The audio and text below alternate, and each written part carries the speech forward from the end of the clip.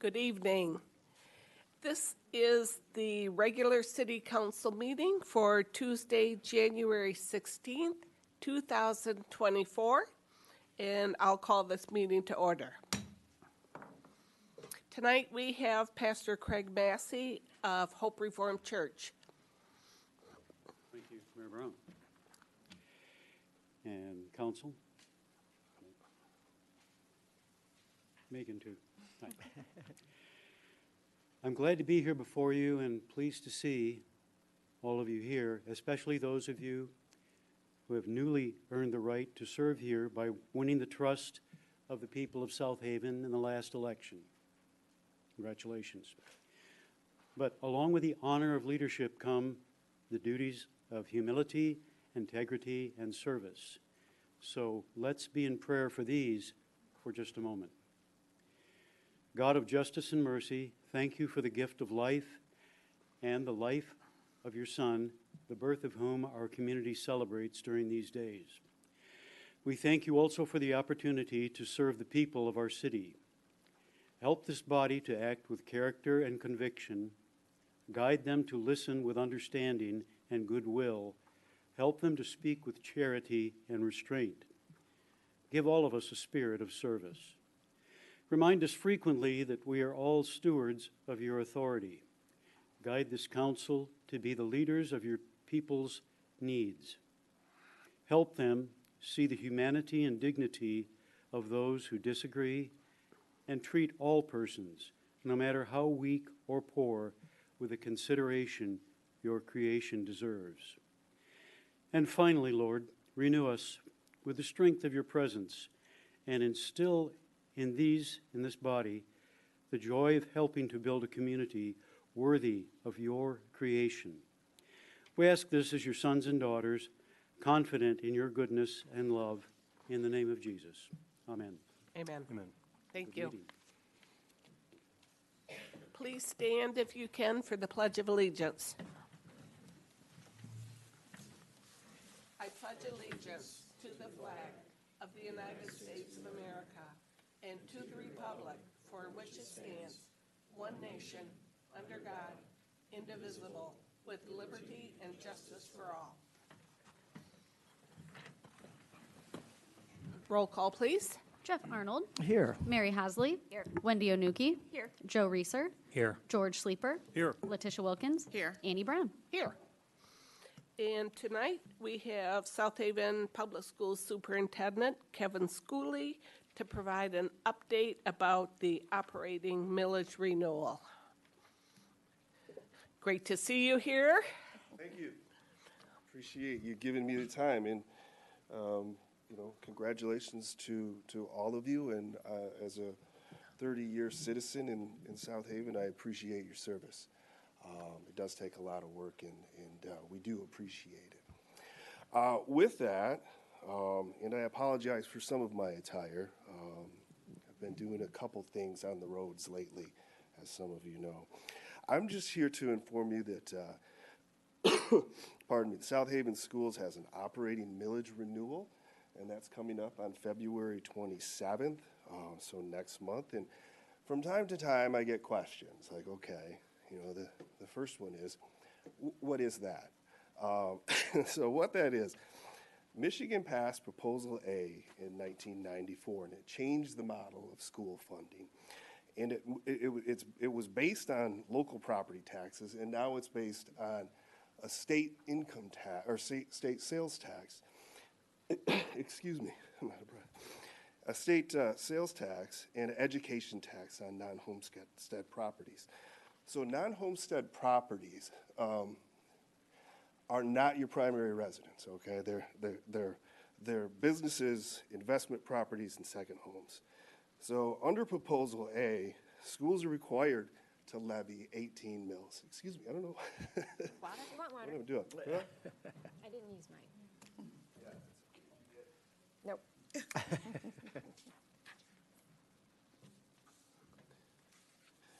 So like I said, schools are required to levy 18 mills. And for South Haven, that's about $11.9 million in revenue. A couple other questions I get are, why are you asking for a renewal?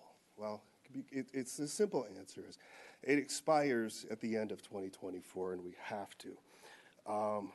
And another question that we receive is, why are on the ballot, it reads we're asking for 19.6692 in operating millage.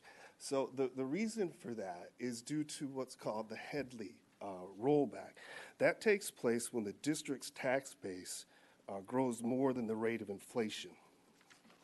So I was also asked, from Mayor Brown, could I address some questions for you? So I'll do my best to do that.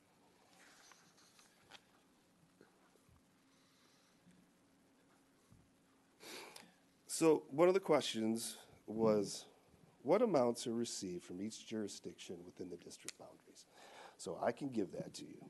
So for the 23-24 school year, and according to, this is from our state aid payment, the city of South Haven, which resides within Van Buren County, is $6.4 million.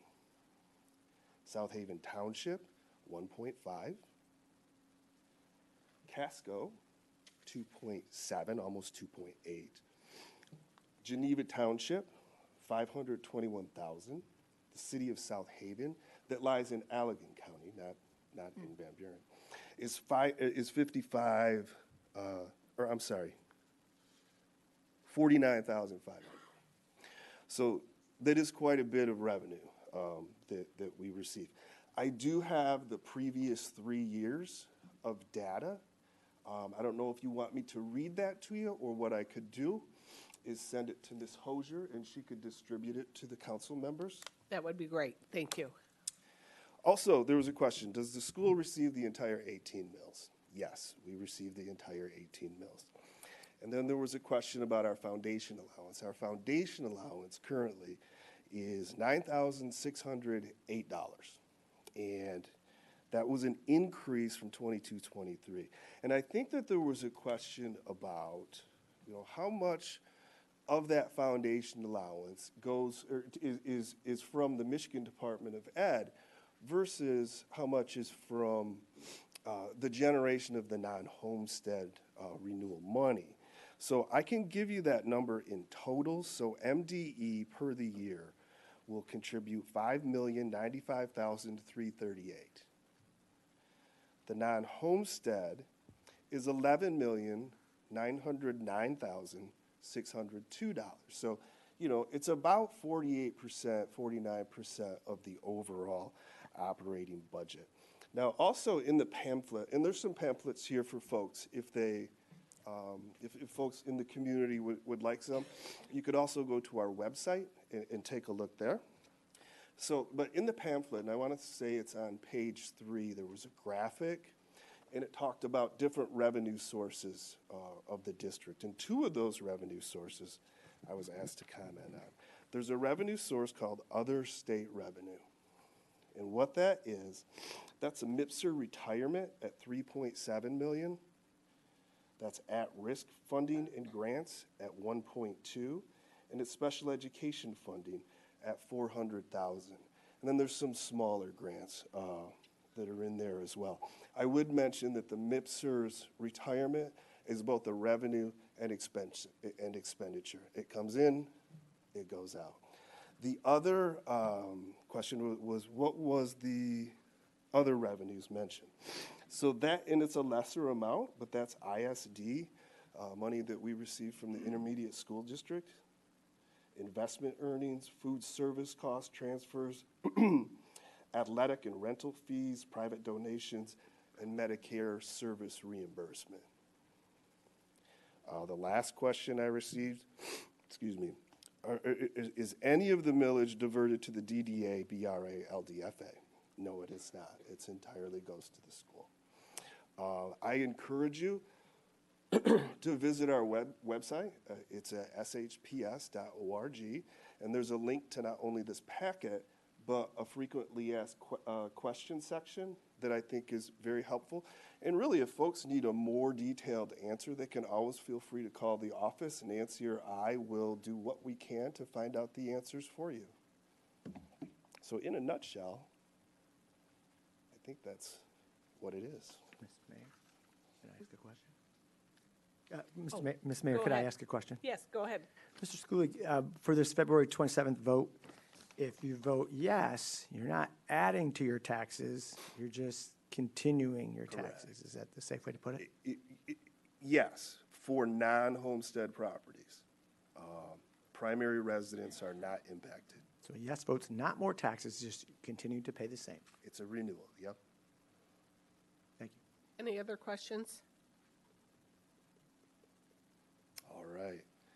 I have to go make some decisions that'll impact at least 3 of you. Thank you. Is there, next we come to the approval of the agenda.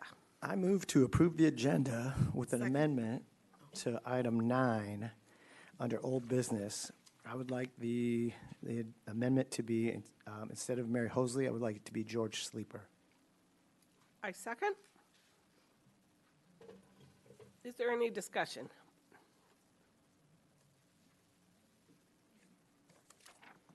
Seeing no discussion, all in favor say yes. Yes. Yes. Opposed? No. No. Okay, motion passes. No. Roll call. Okay, roll call. Okay, Arnold, Yes. Hosley, or Hosley, I'm sorry. No. Onuki, No. Reeser, No. Sleeper, Yes. Wilkins, No. and Brown. Yes, Motion fails. thank you. I make up, it failed. Yes, motion failed. I would like to move to approve the agenda as written. I second. Any discussion? All in favor say yes. Yes. Yes. Opposed? Thank you. The agenda is approved. It's now time for public comment items on the agenda, excluding items scheduled for public hearing. So these are comments for items that are on the agenda before you.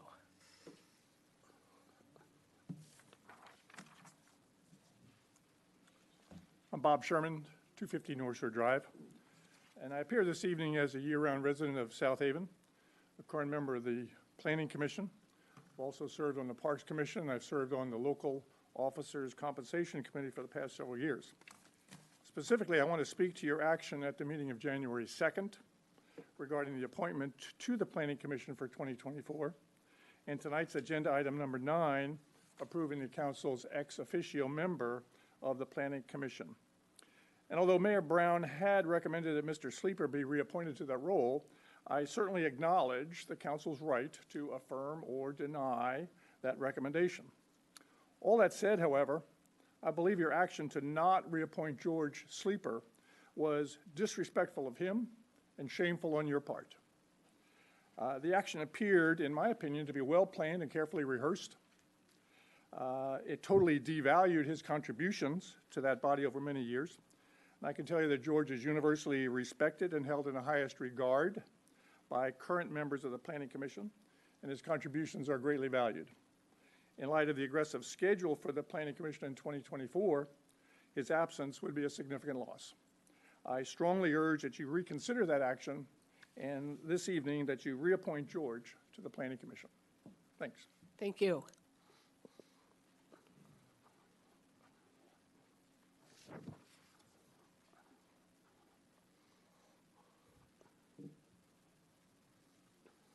Good evening. Good evening, Amy Sure. Nichols, 541 Woodbridge Circle. If my cane falls over, I'm sorry.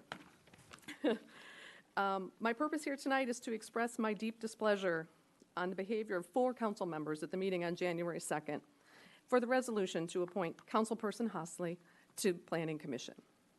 Council members Reeser, Onuki, Wilkins, and Hosley should very well be ashamed of themselves for their treatment of Councilperson George Sleeper. The resolution you pushed through without notice blindsided a colleague, embarrassed him in public, and very possibly violated the Open Meetings Act with your possible collusion in this matter. Your behavior in this matter was unprofessional and deplorable. George Sleeper has lived in this city for 30-plus years, raised his family here, given back to the city in numerous council seats, boards, and committees. In fact, too many to count, honestly. He is an educated, respected, knowledgeable leader that deserves to retain his seat. He does not deserve the treatment you gave him. I am also truly saddened to see other members of a city board treat one of your own that way. It's embarrassing. As a member of Planning Commission, I can tell you that would not fly with us. We are a team. We don't always agree. That I think you know. But we would not ever take that kind of treatment of one of our own. Furthermore, if Councilperson Housley is appointed to Planning Commission, I fear I may not be able to say that given your behavior as of January 2nd. I fear that your presence may be subject the Planning Commission to be forced to have an attorney at every meeting. Councilperson Housley ran on being fiscally responsible, but I fear that was just another campaign slogan, as we are going to be required to have an attorney every time you're at a meeting. In the words of Dr. Martin Luther King Jr., the time is always right to do the right thing. You as a council have a chance to undo the egregious actions of January 2nd and do the right thing by putting George Sleeper back on Planning Commission where he belongs. Change the resolution to say George Sleeper. If you cannot make that happen, then I think you all need to consider resigning in your behavior in this matter. Thank you. Thank you, Commissioner.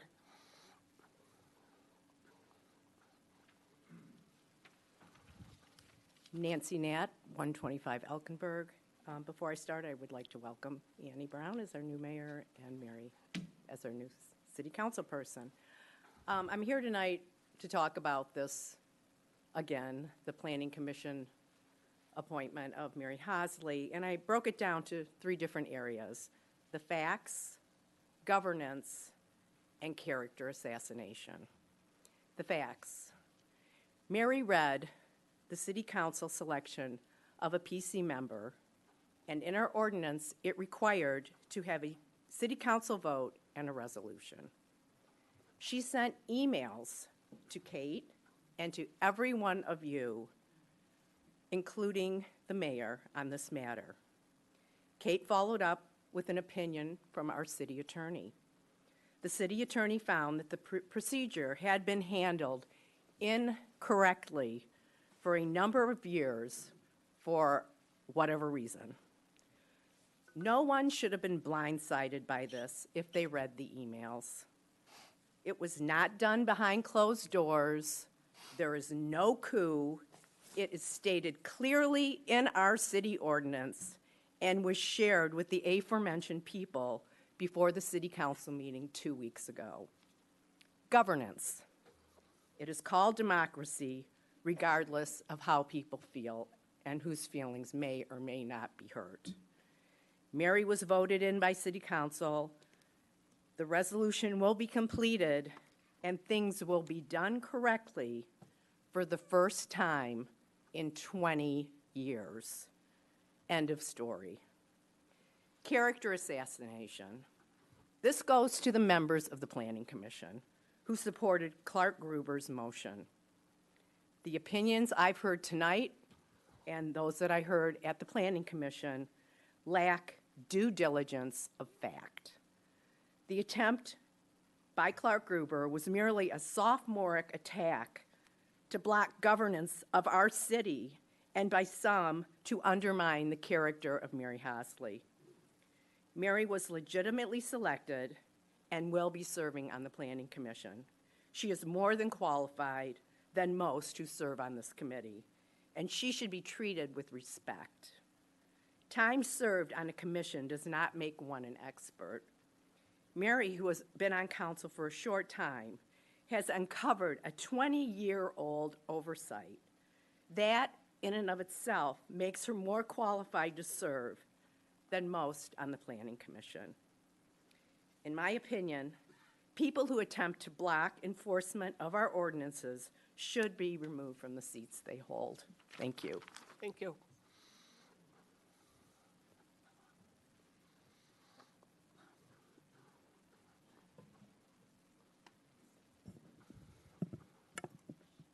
Hello, Lisa Croupiers, 561 Indiana. The residents won the election. We have worked hard and waited for this era of South Haven history for a long time. The votes were cast and the elected city council representatives were chosen by the residents.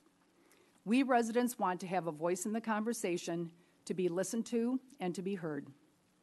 That momentum began at the last city council meeting when it was put forth that Mary Hostley was the choice to be the ex officio council person on Planning Commission, and city council majority voted in favor of this. We want Mary Hostley on Planning Commission because she has been investigating and researching Planning Commission issues for a couple years now for the benefit of the city and for us residents. She is on our side. She is willing to do the hard work and tedious research of delving into city ordinances and regulations to determine what the guidelines are on any number of issues. And when she finds out answers, she then follows up with us and tells us what she has discovered, providing documentation from our own ordinances. I wasn't always a fan of Mary Hostley. In fact, I was one of those types city staff and candidates have asked us to be, to put my trust in city staff and those who allegedly work on behalf of our city. I did this when the Overton project was going to be put into action. I questioned who Mary Hostley was, newly arrived to our community and turning this project upside down. I truly was sided with the city to see this through for the benefit of creating for affordable housing here at South Haven, though I've lost sight of what that even is anymore. It wasn't until after this project was put on hold that I learned the city had added in some units of subsidized housing in order to qualify for additional funding, while at the same time telling us Overton was not subsidized housing. Our Housing Commission director had said that what is needed here is next level housing for those who graduate out of subsidized housing so they can continue to live here. This is what is missing, plus workforce housing for our summer workers. This is what I thought Overton would be. I won't even get into the contamination of the Overton property and who or what that was going to be or who or what that was going to be or not be remediated. The city seemed to just want to push this through at any cost. Mary was the one who set me straight. Mary and I still didn't agree on everything, and many residents were with Mary on these same topics of disagreement. Mary literally got us all organized and informed us about this project without regard to which side we were on.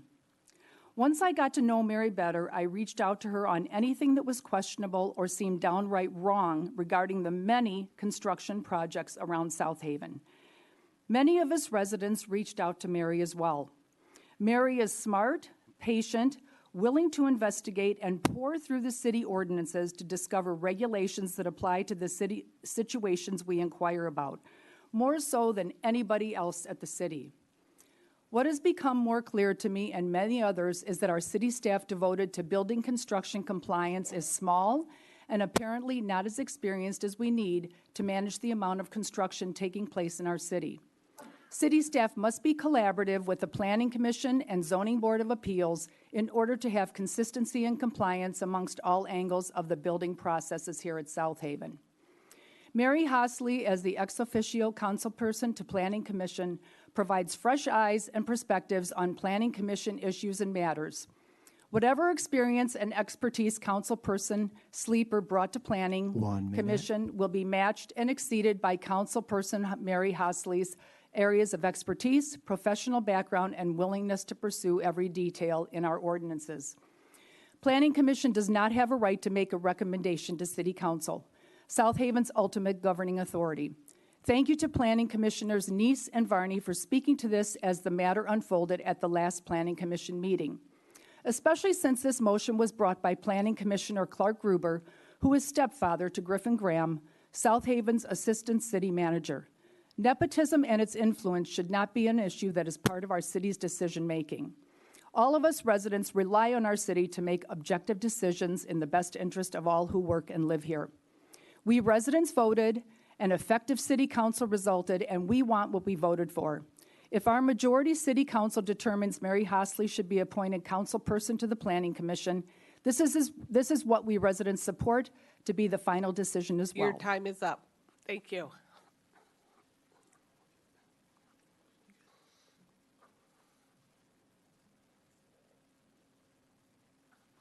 Dan Agnello, 964 Everett Parkway. I agree with what Lisa said, and I think Mr. Sleeper, or Reeser said that we shouldn't be attacking people, we should be nice.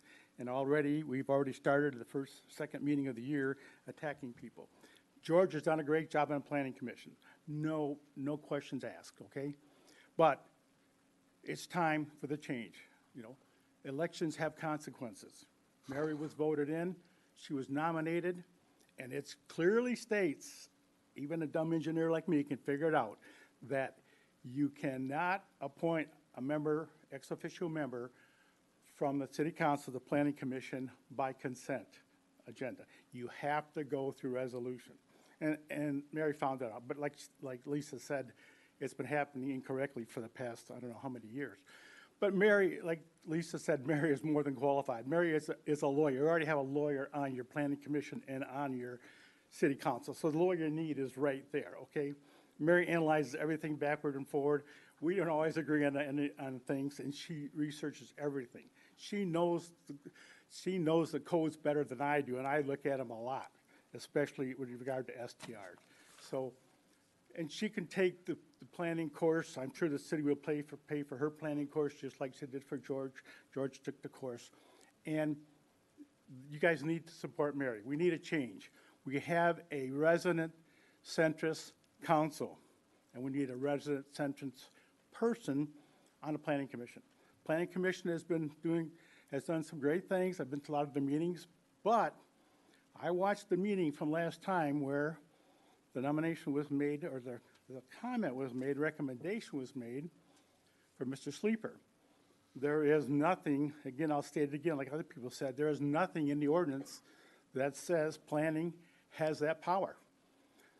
And like I believe it Mike Neese and some of the other members said, we can individually go up and speak at today's meeting. We can send emails. We can call the mayor. We can call anybody. But we do not have the right to make a recommendation that's voted on by the Planning Commission. Go look in the ordinance. There is nothing in there that says that. That's not their power. They do the city plan, okay?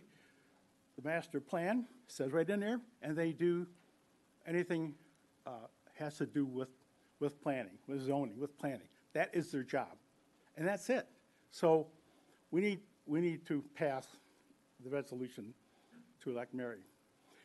My second item would be on STR. Okay, the STR report's going to be voted on today, and hopefully we won't have to worry about the STR report as far as a calculation. I think the consensus was, when Kate was asking the opinions of the council, that we need a cap. And that cap has to be set, and the cap should be set to include all the exemptions that are in there. You know, the cap, the number you finally come up with should include that and maybe possibly personal STRs.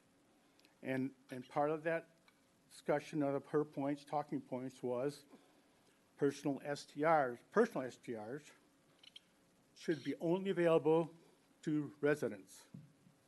Now, the December 4th City Council meeting notes said, well, it was a markup of the ordinances that anybody that has a PRE would be qualified, you know, to do that. Well, as we've seen many times, there's some people own 5 or 6 houses, and somehow they're able to declare PREs for every one of them. That's because the properties are in different names, LLCs, husbands and wives, and that kind of thing. So, 1 minute. thank you. The bottom line is, first of all, I want to thank Annie for reaching out to me with regard to STRs. I really appreciate that. But we need to work on, I will apologize, first of all, when I sent out that email, I didn't realize that the marked up recodification for the Code of Ordinance and 1743, 44, and 45 were in a December 4th packet. And there's a lot of good things that they did, the recodification did in there, but there's a lot of things that we have to change. My recommendation would be, and before you even have your priority meeting, is to get together with a bunch of people and sit down for 3 or 4 hours, hash out a new one if we have to go new or modify the existing one, mark it up, sit on it for a week, come back, do it again, and then present something to planning. We cannot sit. Your time is All right, up. thank Thank you. you.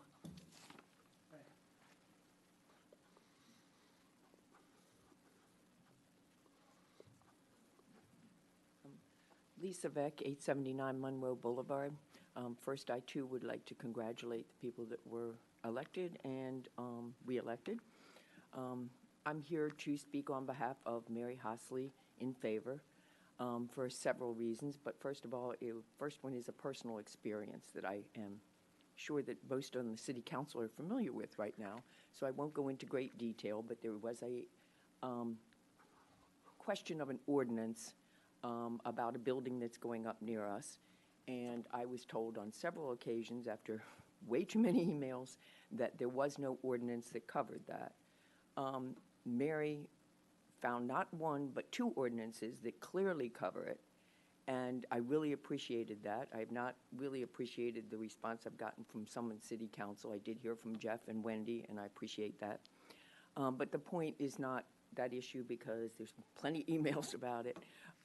The issue is Mary was the one that found the ordinance within a day and a half. I think that she is extremely talented. I think she's smart. I think she was voted in despite not being from South Haven and not having the backing of long-term because of that. I think that's what the voters want. I think that's what the residents want.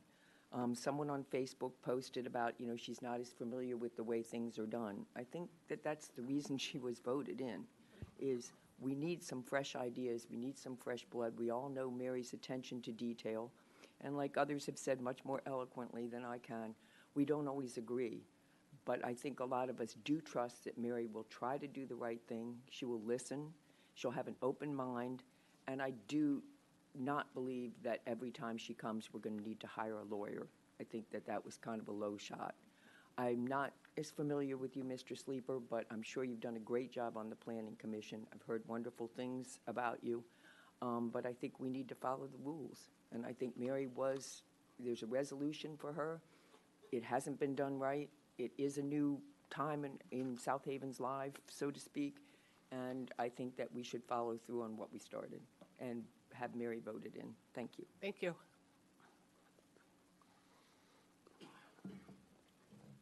John Larsdorfer, 23 Delaware. I'd also like to address item 9. It's really a procedural issue. The reason why we have terms, whether it be Planning Commission or Zoning Board of Appeals, is so when that term ends, a new person might be appointed. There's no right to a reappointment. The whole point is to have participatory democracy. And for the council, you want to have different people on these commissions. I would hope over the years that all of the commission members would get a chance to serve on the Planning Commission or Zoning Board of Appeals. That's the whole point, is to get a variety of people on there. But there's no right to reappointment. And I'm very happy with the service that Mr. Sleeper has given to the Planning Commission with his expertise. It's not going to go to waste. When you have items come up now for the Planning Commission, you have someone with expertise, you have a new member. This all enriches the council in how they approach things. So this is a procedural thing. A term is ended, no one has a right to reappointment, and now we have a resolution to appoint somebody else on there. And frankly, I was surprised that somebody made a motion to substitute because that's not part of Roberts. When you have a resolution in front of you, you've got to vote that on first, and if that fails, then you can do a new one. But you typically, when you have something in front of you, don't have something else try to get in front of it. Anyway, I hope the council will do the right thing, and I hope over the years, all of you will get a chance to serve on the Planning Commission. Thank you. Thank you.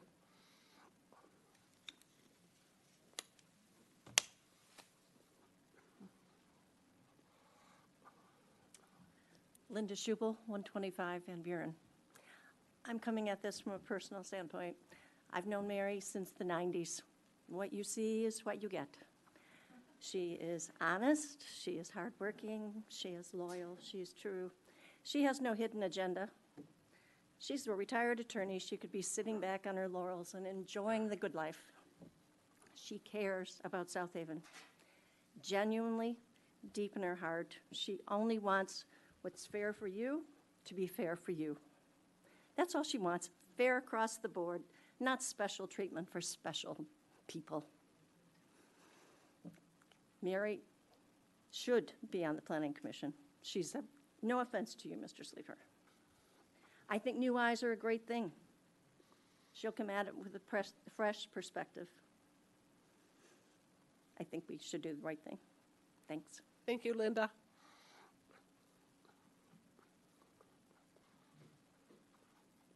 Clark Gruber, 305 Erie Street. I guess I'm the second most popular person here tonight. And proud stepfather of Griffin Graham.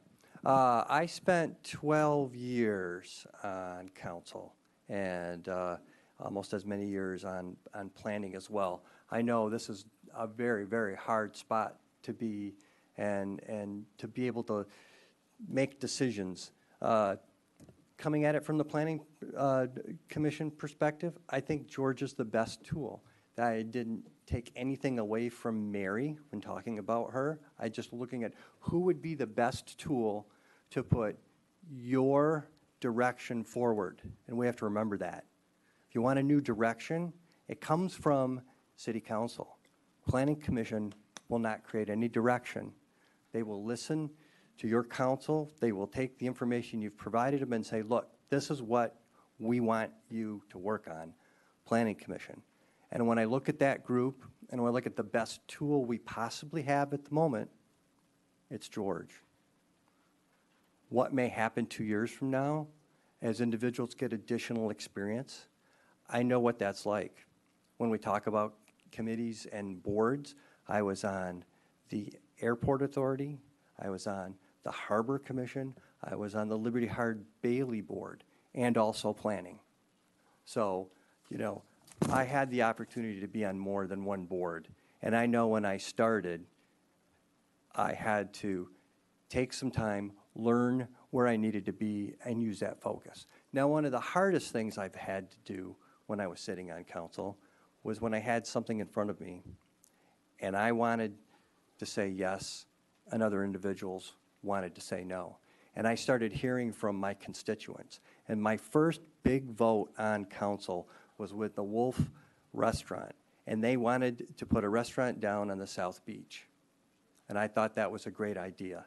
However, I got an outpouring of my constituents who said, no, we don't want to make that happen.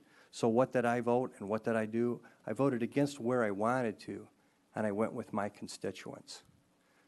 So if you've got an outpouring of your constituents that you've heard of, that have given you some direction, I had to go with that.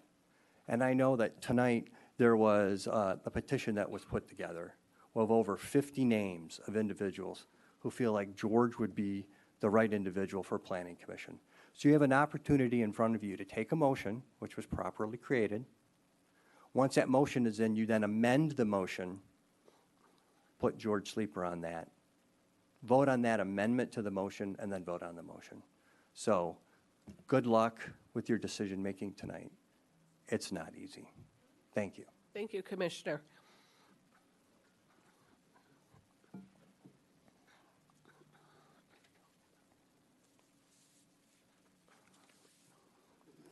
Pat Gaston, 97 Superior Street. I guess the whole thing here is, I'm going to go back to something. Several years ago, we always used to have term limits, and this is not just George, it's just all of the commissions.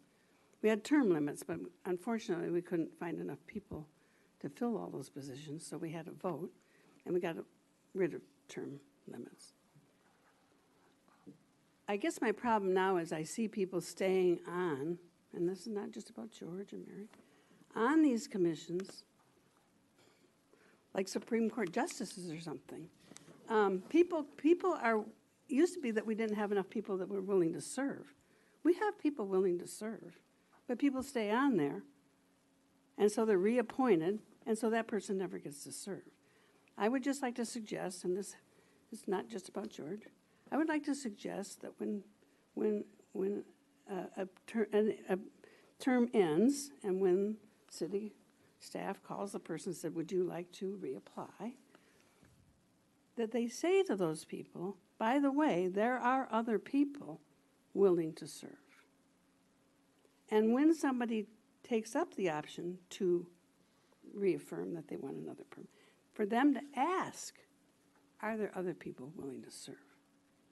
I guess we're fortunate that we have more than one person willing to serve on this board. And again, this is nothing about Mr. Sleeper or Ms. Hosley. It's the council wants to do something else, and that's their job. It's not Planning Commission's job to tell them what to do.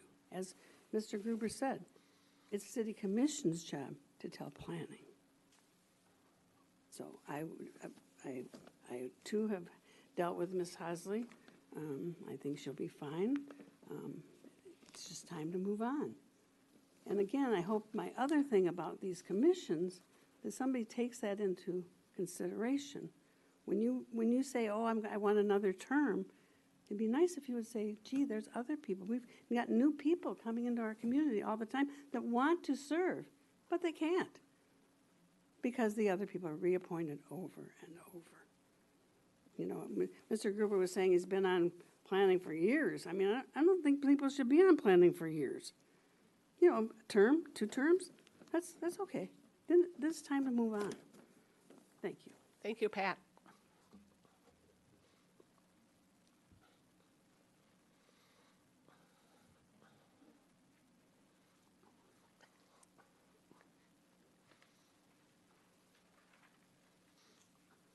Good evening. I'm Grace Borgfield at 302 Michigan Avenue, and I'm here to speak on item number 11. Do you have any questions from me on item number 11 to the council? You should know all about it. It's been a 2-year journey for me. So is there any questions? Do you want to give a brief synopsis? Of my, of your, my, yes. my, May I ask, Grace, Yes. are you accepting of the option being proposed by Planning Commission? yes, Thank you. yes. What was the question? I'm sorry. There, you know, since we have some new members Yes. and people who have not followed your case for Right. years. Yep. I was at the last Planning Commission, but for other people, do you want to give a quick synopsis of what your issue is? My issue is we purchased a built-in grill prior to changing the law. The grill got put on 16 weeks deferred because of the igniter, because of COVID. In the meantime, you changed the rules, and so we have not been able to do it for 2.5 years. So that's what has happened. And I think that there's been a lot of discussion about it. George, you were served on the committee very eloquently. Thank you very much. I know I've talked to some of you about it, but I think what they have decided is a fair, reasonable ordinance, resolution issue. I don't know what you call it at this point, but I'd like to see it move on so we don't have to wait for a 3rd season. So if there's any questions, I'm ready. Thanks, George, for your effort. Thanks, George. And Yep. if I may? Go ahead. And I believe you are not available next city council meeting No, when it will be voted on. I am not. So I am- you are That's why I'm here. indicating your preference now. Yes, yes, I'm indicating my preference now. I was going to email you when I got home, or when it got to, if this goes through, that the next meeting I will not be able to attend, so I'll be doing flips from the television if it actually passes. So thank you very much. Thank you, Grace.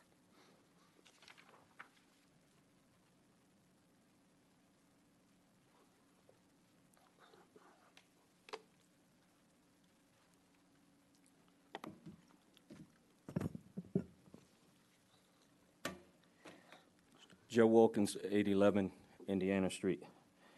I want to first thank Planning Commissioners Mike Neese and Janice Varney for recognizing the limited powers of the Planning Commission and for respecting the vote of the City Council. I want to thank both of them for realizing that there has been an election. The residents have spoken. which has resulted in a change in council with perhaps different goals and objectives. For the past 4 years, I've sat in these meetings listening to the challenges that our city has been facing, and while talking to many residents on the campaign trail on last year, what came across to me loud and clear was their desire for change. Point blank, our residents want change. So when it comes to moving our city, our community in the right direction in order to achieve these desired changes, I feel Councilperson Mary Hosley is the right choice to represent the changes, the residents, and the City Council on the Planning Commission. Therefore, I ask the City Council to vote yes on Resolution 2024-06, appointing Councilperson Mary Hosley as the City Council ex officio member. I have no doubt that Mary will do an outstanding job. What I've come to know about Mary is that she is not only a caring, passionate, and committed person on all tasks that's set before her. In addition, Mary is very detail-oriented. You've heard me say that many times. And after all, the open, creative interpretation of the zoning ordinances over the past few years, Mary's eye for objectivity is much needed at this time for our overall health, safety, and welfare of our community. Mary's attention to detail has been seen in her advocating to ensure that the maximum lot coverage is not exceeded. Mary continues to push for resolution to the known citywide issues with drainage from residential construction. Mary was the one who identified the typical typographical error that allowed 3-story homes to be built in residential areas when the ordinance was amended to only allow 2 stories in 2015. I truly believe besides Mary's keen eye for details, that she can fairly balance the need of residents and all stakeholders, and her legal background will certainly help her with these balances. To George, I worked with you for many years at Palisades. You've always been a standout person. I appreciate all the work that you have done on planning and for just being a valuable contributor to our city. As you know, in November, we had an election. The residents have spoken, and I hope you can appreciate and respect the voices of the residents, as well as the vote of the council, and the direction and changes that will come as our community move forward with the help of our new council. Thank you. Thank you.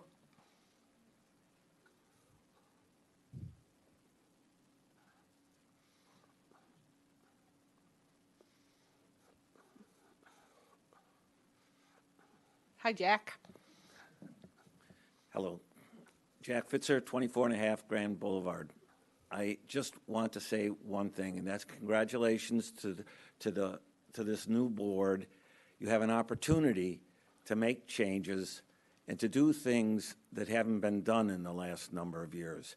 I've seen too many occurrences where really unjust things have happened, maybe because it was the way it had been done in the past. It's no longer time to do the way things were done in the past. We have an opportunity to make that change now. Mary will be an excellent member of the Planning Commission. George did his job and was an excellent member, but it is time for change, and congratulations to Mary. Thank you.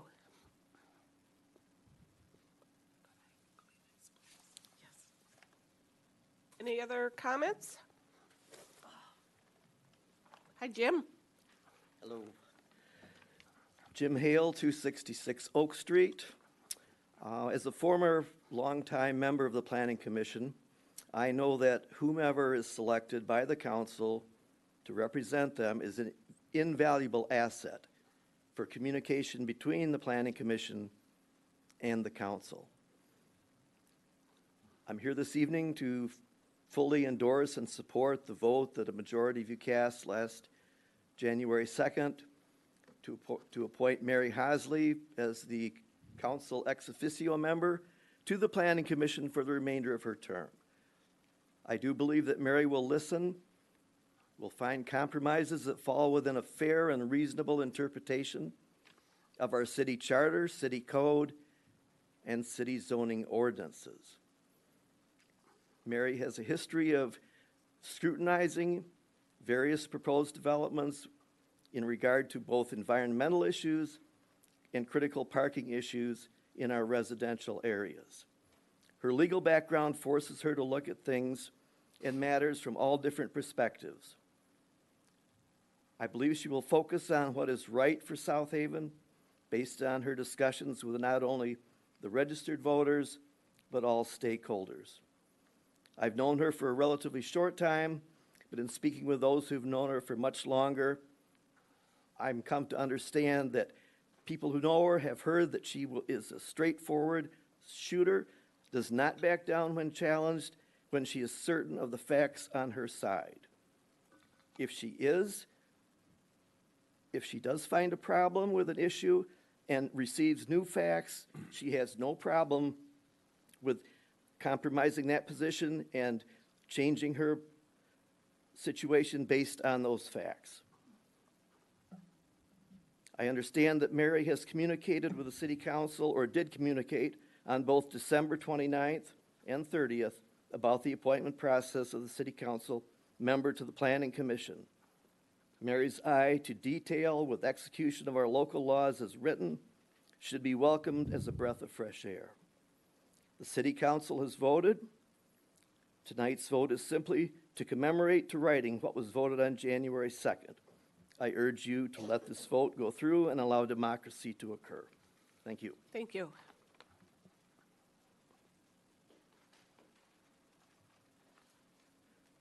Any other comments? If not, we're moving on.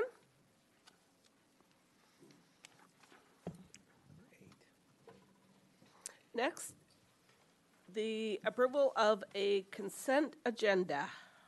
I move to approve the consent agenda items A through I. I second. I motion to withdraw. There's already a motion. No, I motion to amend, to withdraw A, to have discussion on the minutes.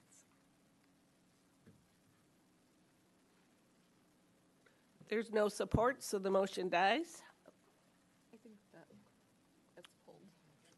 Did you say one person? You don't need a pull it second out? to pull Yeah. something from consent. I thought they said a consent agenda, one person can ask to have Oh, okay. pulled out. Yep, sorry. You're right. Okay, we're taking item A out For discussion. for discussion. Should that be item 9A then? Yes. 9A or 8A? Well, So we're moving it to, It'll be newly created item 9A to discuss the city council minutes from January 2nd. yes.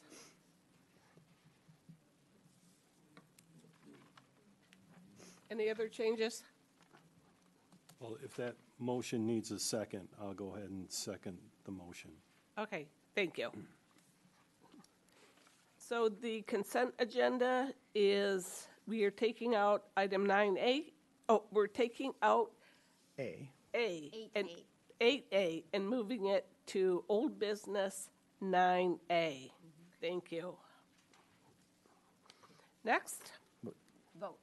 So you'll have a vote on I items, think- consent items B through I is the, I thought we could just do it without voting. no, we still have it on here that we do a consent vote or vote on Okay. consent. Okay. It's a roll call vote. Okay, all in favor, say aye. It's a roll call, I apologize. Okay, roll call vote for the consent agenda B through I. Hasley? Yes. Onuki? Yes. Reeser? Yes. Sleeper? Yes. Wilkins? Yes. Arnold? Yes. And Brown. Yes. Okay.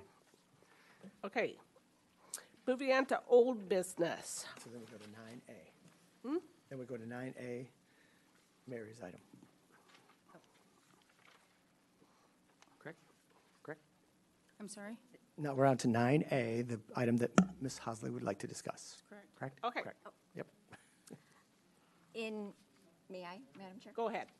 In reviewing the minutes, and I sent in comments, I'm going to simplify them, having just had training right before this meeting.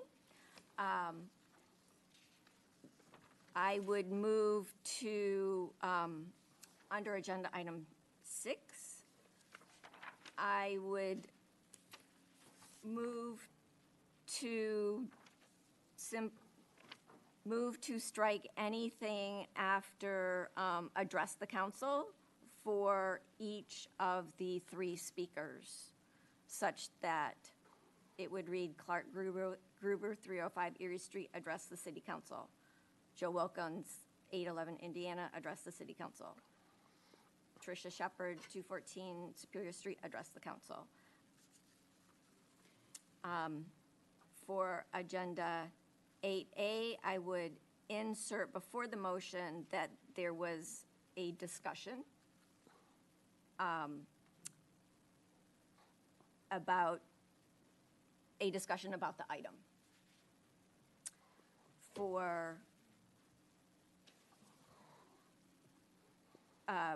agenda item 12, I would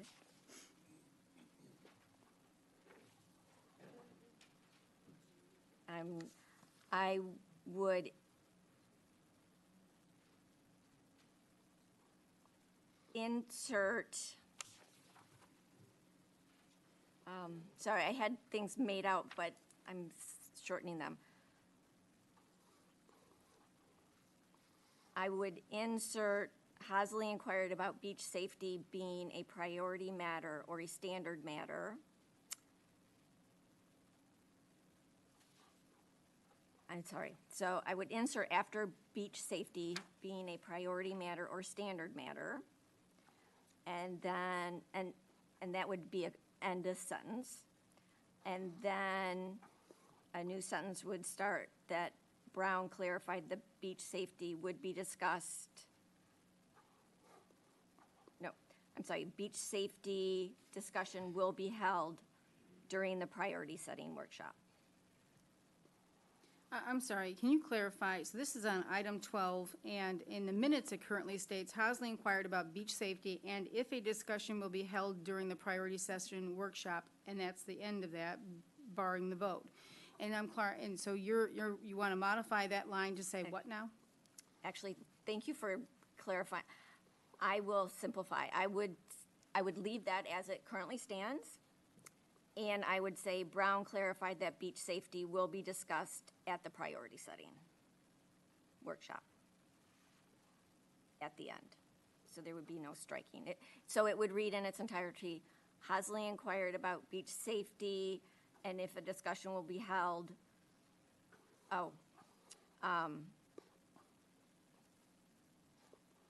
Insert before or during the, so before would be inserted before, during the priority setting workshop. So it would read, Hasley inquired about beach safety and if a discussion will be held before or during the priority setting workshop. And Brown clarified that beach safety would be discussed at the priority setting workshop. So in some cases, you're deleting comments that were made No, by, like from Clark Gruber? correct. And in other cases, you're inserting comments and new comments to the minutes. Correct. So for the agenda item 6 for public comment, it was inconsistent with how it was presented. And because the minutes do not need to say what was discussed, just actions taken, I thought it would be more simple and more uniform if we simply said addressed the council and then struck anything after that. But it's not fair to delete someone's comment and what they said and yet add comments that So- you want. So I'm not adding their comments, and what I am adding for agenda item 12 was what I had said. If you prefer that the comments not be stricken, then I have different amendments to show exactly, to clarify what was said.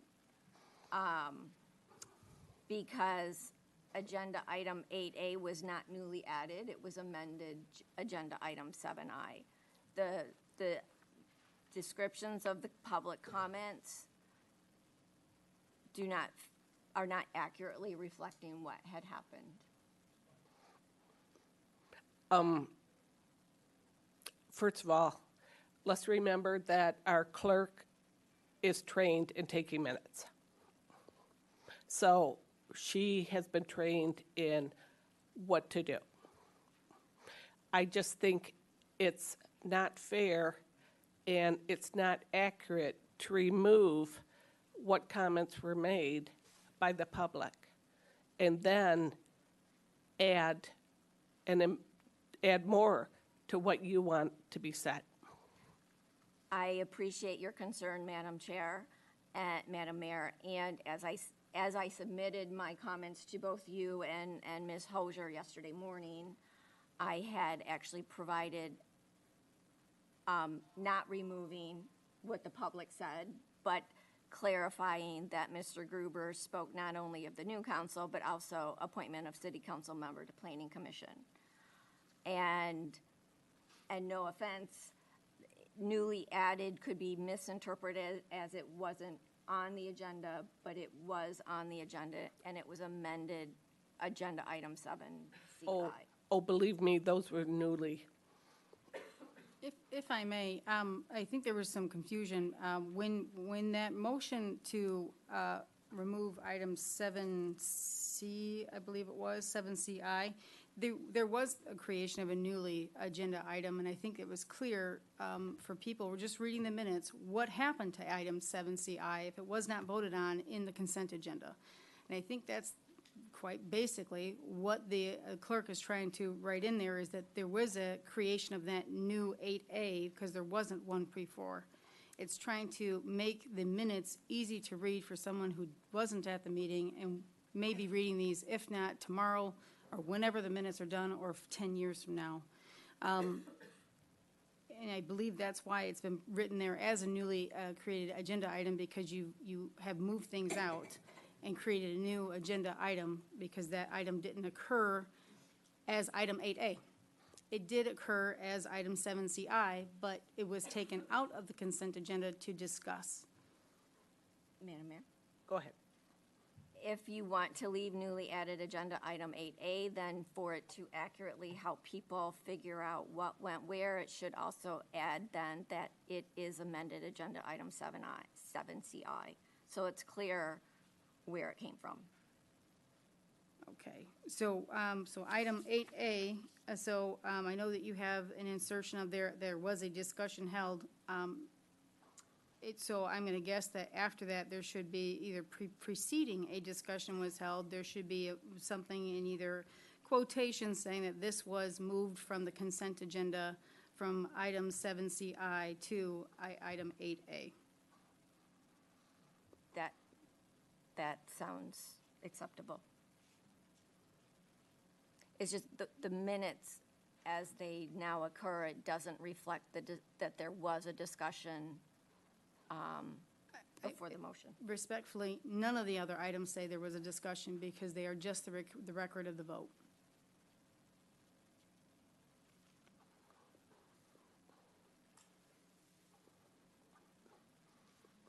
If the council wants to make these changes, we're perfectly fine making them.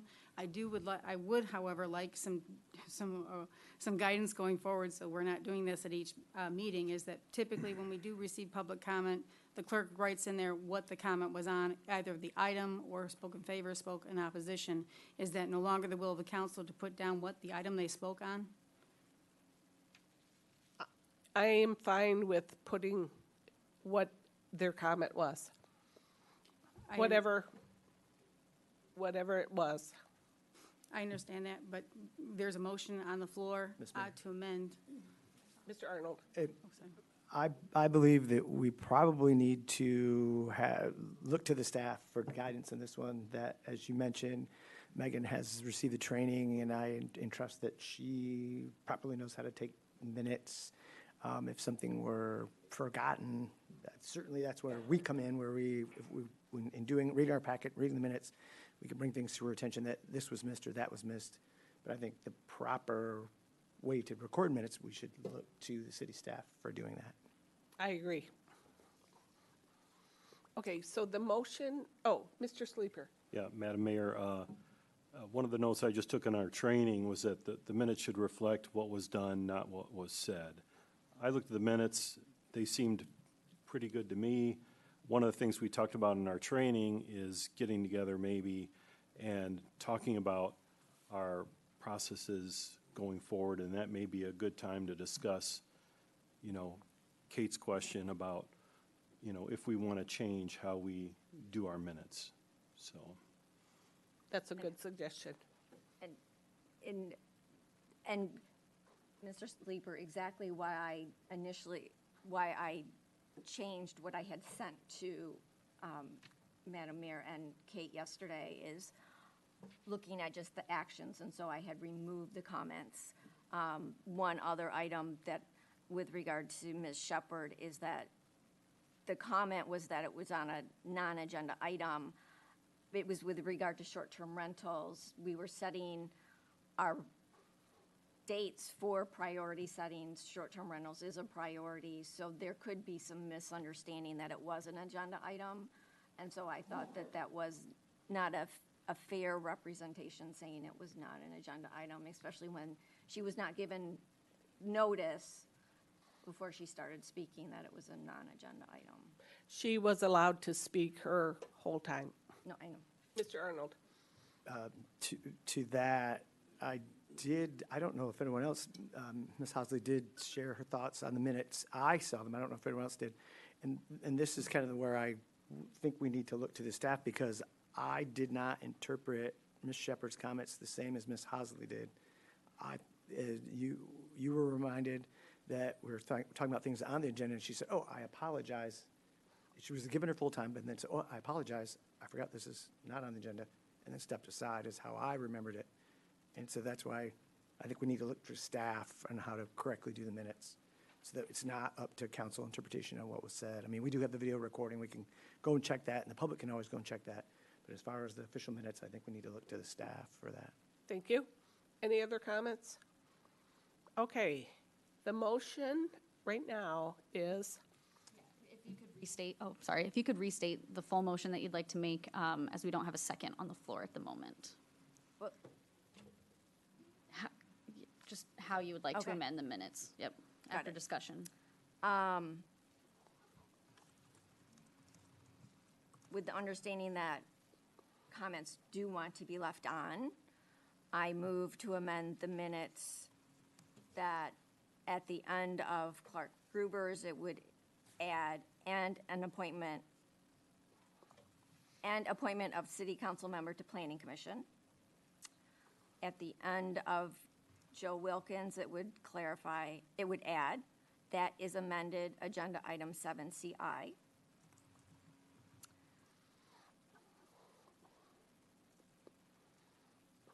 And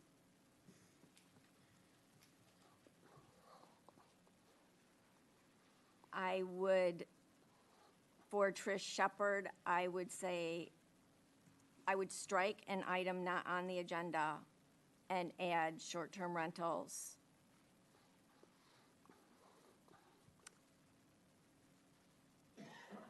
For agenda item 8A,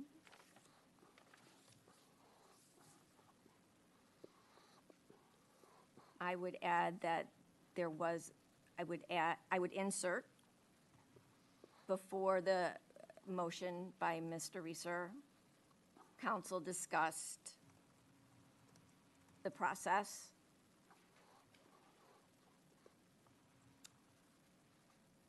And for agenda item 12, I would add at the end, insert at the end, Mayor Brown clarified that beach safety would be discussed at the priority setting workshop. And there was one other, agenda item 13, after Great Lakes Surf Rescue, I would insert project. so once again, you're deleting some comment language. No. And adding more from the original. The only deletion is an item not on the agenda. And are you deleting comments that Mr. Gruber made? No. Okay. I added at the end, insert at the end, and appointment of a city council member to planning commission. Is there a second? I'll second it. Roll call? Or do you want more discussion? Any other comments? I understand wanting to amend minutes for clarity. I personally am not sure of the record of these changes, so I don't feel comfortable supporting it without looking back at the video. Any other discussion? Okay, roll call. Yes, ma'am. Onuki? No. Reeser? Yes. Sleeper? Yes. Wilkins? Yes. Arnold? No. Hosley? Yes. Brown? No. That is 3 noes, 4 yeses, motion carries. Thank you. Number 9. Okay. Yep. Okay, next, the city council will be asked to approve resolution 2024-06, a resolution appointing Mary Hosley as the city council ex officio member. Mr. Mayor, I would move to approve the 2024-06, a resolution appointing Mary Hosley as the city council ex officio member. I'll second. Okay, it's been moved and seconded. Is there any discussion? George? The point of order? Oh, Mr. Reeser. Yep. Thank you. I think it's important to say this. I never made the motion 2 weeks ago in any way to try to harm George, shorten him in any way. I respect him, and never did I want to see this community start to divide again, as someone mentioned tonight. I truly believe that not only do we need some changes occasionally, but I want to go back to what Clark Gruber said, that he had to make a hard decision at one point. And he said, finally, it came down to what the residents want. If there is one thing I'm certain of sitting up here, that I am going to fight for the residents, especially when it comes to an issue the mayor and I both believe in, and that's affordable housing. And tied in with that is short-term rentals. So Mary, I know her position. I know she feels strongly about it. That is one of the many reasons, which many of you said the other reason, other reasons. That is one of the big reasons. So I just want you to know why I made the motion. It was never intended to be a negative against George. I have nothing but respect for him. Mr. Sleeper? I never wanted to be in the center of any controversy. I'm gladdened, though, by the many people who have shown me their support. I don't have a problem with me not being on Planning Commission. I do have a problem with the way it was done. None of the correspondence that I saw prior to the January 2nd meeting indicated anything to the contrary of me still being on Planning Commission. I fully understand if some of my fellow council members want to take the council in a different direction. I am worried, though, that this new direction will result in a loss of something good. I always felt that no matter how I disagreed with my fellow council members, I could always count on us being respectful of one another. I'm afraid that we may have lost that. The respect that was once there no longer exists, and that going forward, the end is going to justify the means. One may ask why this makes a difference, and my answer is that the community as a whole is a reflection of the council. If we, on city council, go down the path of not respecting those we disagree with, so could the community as a whole, and that would be a significant loss to the community. That is what I worry about with this new direction. I still feel I'm the best choice to be the city council representative on Planning Commission, and therefore, I'm going to vote no on this resolution. Thank you. Mr. Arnold? I I've heard the comments about process, and I do have those fears, but I give all my council people the benefit of the doubt. I don't believe that anything like that was going on. I will not be voting for this because, as Mr. Reeser said, I'm listening to my residents, specifically my constituents. In Ward 2, the number one thing I always hear from Ward 2, fix the roads. Working on it, trying. The bike path was the next thing that people, we need that bike path because it's so hard to walk. And leaf pickup, boy, that really windy. And that was a lot about leaf pickups last year. And then this is the thing. When I was at Myers or if I was at Wolverine Hardware looking for a screwdriver or at Harbor Light having a pint, Ward 2 people came to me and they didn't like the way this went down. And again, I'm not speaking to that, but they felt that George is the most qualified. Not that Mary isn't great. I think Mary will do great and will be great. But I'm simply voting no because of what I heard from my voters, my constituents. Thank you. Any other comments?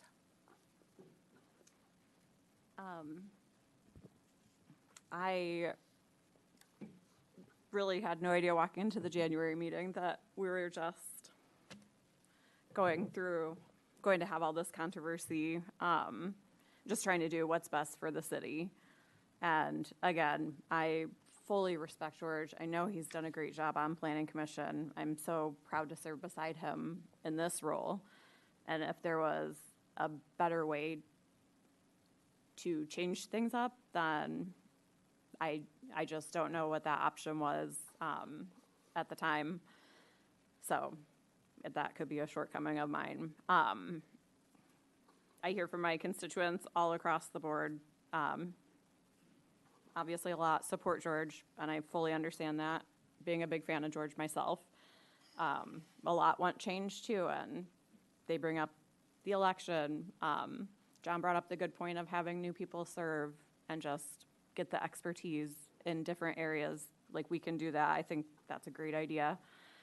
So I feel like we're between a rock and a hard place here, and I just have to, again, vote my conscience. So I will be supporting Mary, but I do not mean any disrespect to George. Go ahead. First, I'd like to say that George is a really great guy. I have no doubt that he's done a great job on planning, and he's always very caring. He always asks about my son, who happens to be an engineer like himself, and I respect him to the utmost. I heard a lot from the community in Ward 1, their desires, and so this is why I'm voting yes tonight. Thank you. Madam Chair. I, like George, do not like to be the center of controversy. And I apologize if it, for any unexpected outcomes. I sent the emails. I had indicated that there would be, the resolution would need to have a blank for whomever is selected, that the city code does not provide for a mayoral recommendation. I appreciate that it has been done that way as custom. And as we learned just about 2 hours ago, that code trumps custom. And I want to assure everyone that if selected, I will be honored to be on the Planning Commission. I have been a frequent person in front of the Planning Commission, have reviewed ordinances, have assisted with identifying areas to make amendments to the draft ordinances that were incorporated into the ordinances as passed. I will be and remain open to people coming to me and raising concerns. I keep an open mind, and I search for data. I am a data miner. And it's all about what is right in the overall scheme of things for the overall community. As we all know, what happens in one ward affects other wards. And if selected, I look forward to working with everyone, and thank you. Mr. Arnold. And then, Mrs. Mayor, I think we've all commented about how we're thinking about a vote, and then if I may, want to direct a question to Kate. Some of our guests tonight also mentioned about the process, and I brought it up last meeting. Mary, having done her homework, noticed this error in that we had been simply doing it by appointment, and so then I just so everyone knows, you did seek a legal opinion, and everything that we had done for the last 20 years is legal, but we should have been doing it this way, right? So I we didn't didn't seek open I guess I didn't seek a legal opinion, meaning that Or we we have a got- or- memorandum to discuss, but I did Yeah. run the situation by our attorneys. And so what we have found is that, as Mary Hosley has found, that there was a resolution that was needed to appoint the ex officio member. Now, that doesn't mean that the mayor can't make the recommendation that has been done, but to follow your code, your charter, your code of ordinances, which does require a resolution to be done. So that was proper for her to bring that up. While I thanked her for the resolution, we do have very good attorneys that draft these things all the time for us, and quite honestly, and no offense to you, but I kind of go with those folks who do municipal law. So we do have the resolution that's been put in your packet that is coming from the city attorney's office. And so this has been reviewed by them. I should say that, and I think this was getting confused last time, the mayor can make a recommendation for the appointment like she does for, like we have for any number of years. But ultimately, it's up to council to ratify that, one, and that two, particularly for the planning commission seat, it has to be done with a resolution attached to that. And then, Go ahead. thank you for the clarification. And then I was also wondering, that doesn't mean that the work of the planning commission for the last 20 years is undone. We were No. okay with how we did it. We just weren't doing it. Correct, and there is actually a provision in that resolution that the city attorney did put in there that this resolution would ratify all previous decisions, making sure that everything has been done correctly. Okay. And one point of order, if I may, or if that's not the appropriate thing, is that I know that it's been claimed here tonight that it's nepotism regarding Clark Gruber, and quite honestly, our charter defines nepotism. Nepotism actually applies to you seven and myself. So if any one of your family members or my family members wanted to become an employee here, that is a nepotistic issue that we'd have to address with the charter. However, other city members, city appointees to boards and commissions, or my staff are not part of the nepotism policy per our charter. Thank you. Thank you. I have a few comments. People from Denver to Washington, D.C. watched our city council meeting on January 2nd.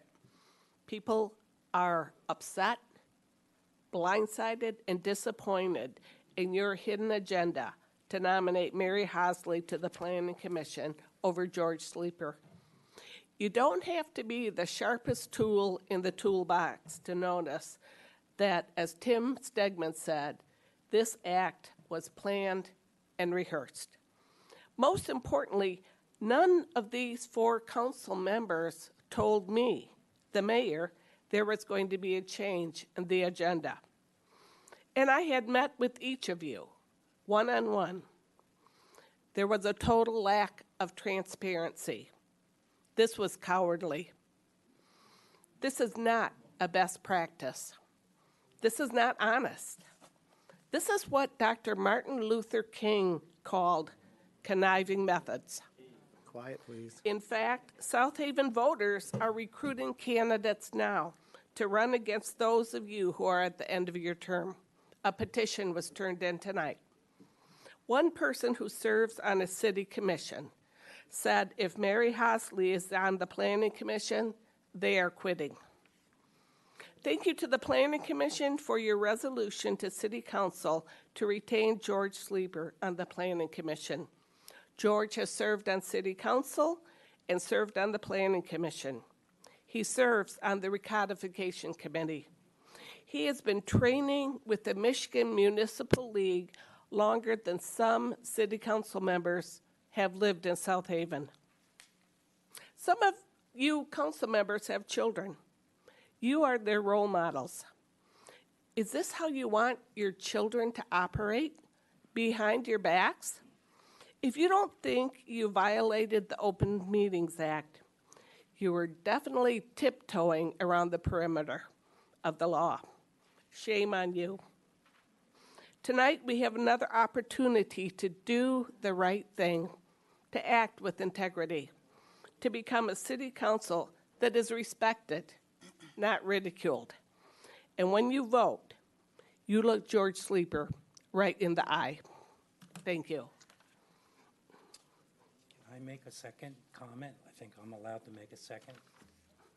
To the chair. I will try to say this more polite than you did. I would never call one of my fellow council persons. I would not refer to my city council persons ever as cowardly or read anything that would imply such a thing. We're all up here for one reason, the same as you, trying to serve the residents in this town. Whether you agree or disagree, we're doing what we think is best. And if you think I'm going to be ashamed of my decision or have anyone who knows me be ashamed of my decision, you're sadly mistaken. And I'm sorry that you and I ran against each other and we're having this kind of a discussion. We talked about trying to come together. I'm sorry, Annie, this is not how you bring people together, calling us cowardly who voted last time and who probably will vote again that way tonight. Thank you. Okay, we're ready for a vote?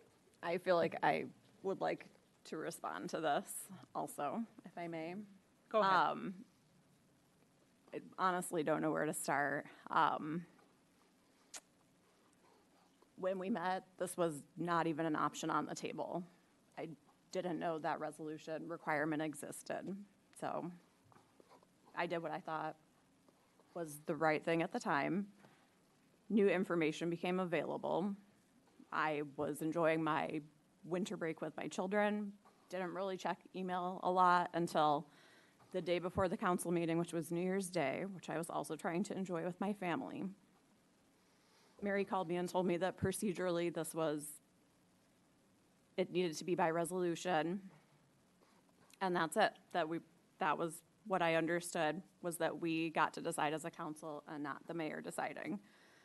When I talked to Kate the day of the meeting, she said that she ran it by the attorney and that it would be on next week's agenda. So I wasn't even thinking it was going to come up at that meeting. I thought it would be at this meeting that we would discuss it. Joe and I talk about many issues all the time. Actually, at an MML meeting last week, we were told that's a good thing. We just can't influence votes. We can't tell each other what to do. We never do that. I just have a respect for him, and we have a common view on things, and we like to share our thoughts on ideas. So that is not being sneaky. I'm not pushing an agenda. I'm trying to do what I think is right. I encourage anybody who wants to sit in the seat to do it. See how easy it is for you. I'm not changing my vote. Thank you. I'm sorry I am really sorry that is hurting feelings. Mary. When you and I met, it was December 7th, the day before I was having knee surgery. I actually indicated a desire to be on Planning Commission, and you would not even discuss with me about that. And at that time, I said it was by city council approval. I then started, after my surgery and everything else, I started looking at the city code, the city charter, and that is when I discovered that it was requiring a resolution. And I brought that up as soon as I could after the agenda published. I had other timely obligations, and I sent that email on Friday. It didn't mention your name. Because I was not nominating myself. I was saying it had to be a discussion. And in fact, at the meeting on January 2nd, I even inquired about whether it should be tabled or postponed.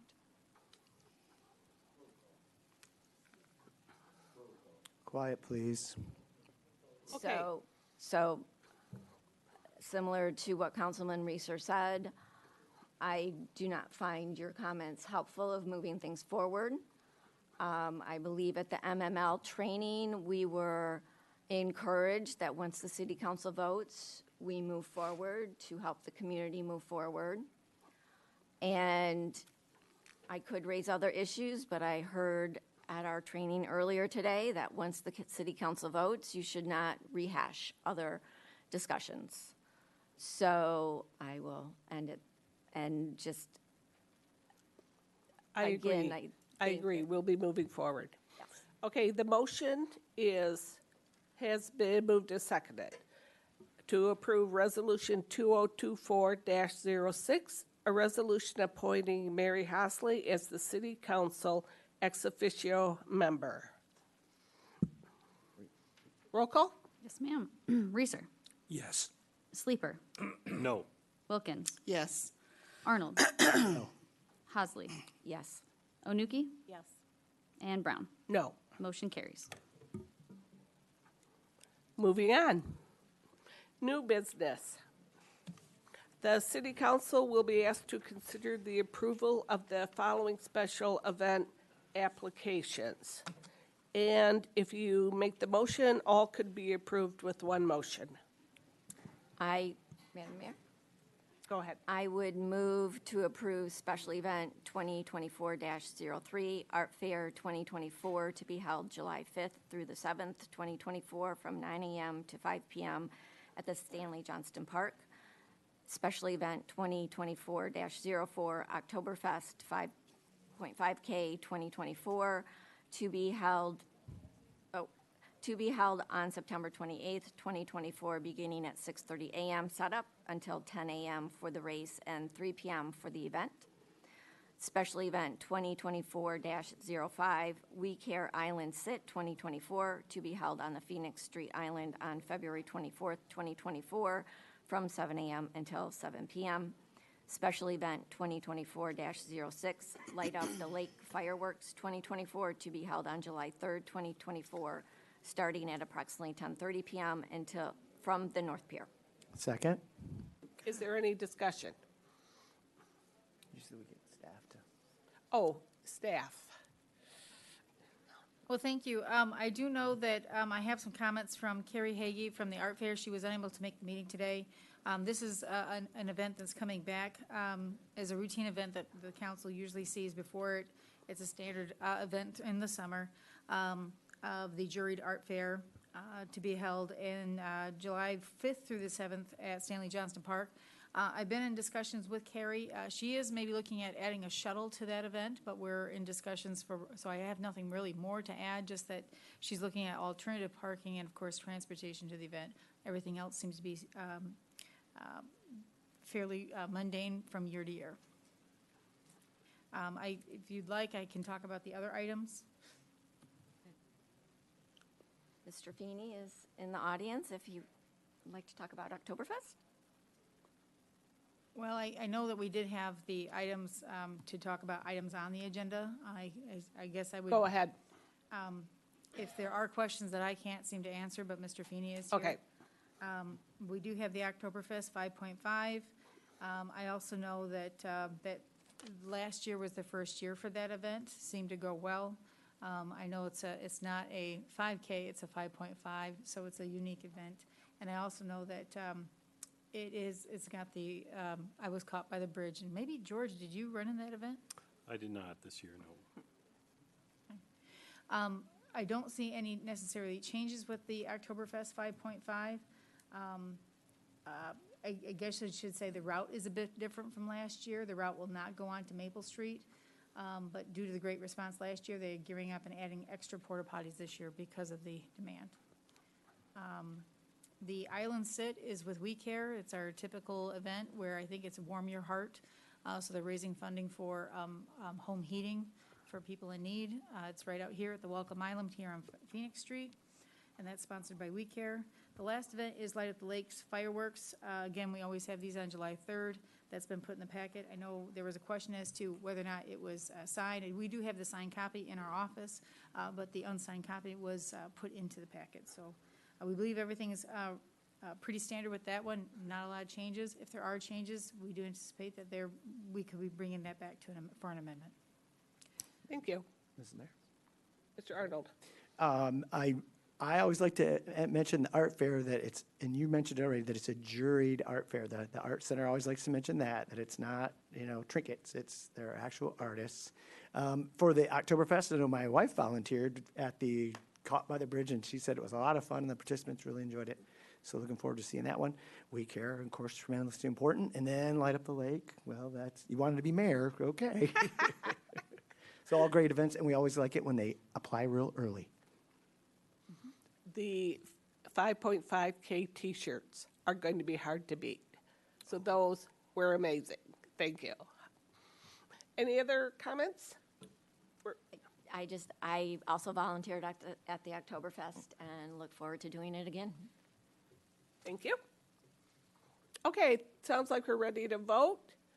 And the motion is the approval of all the following special event applications, A, B, C, and D.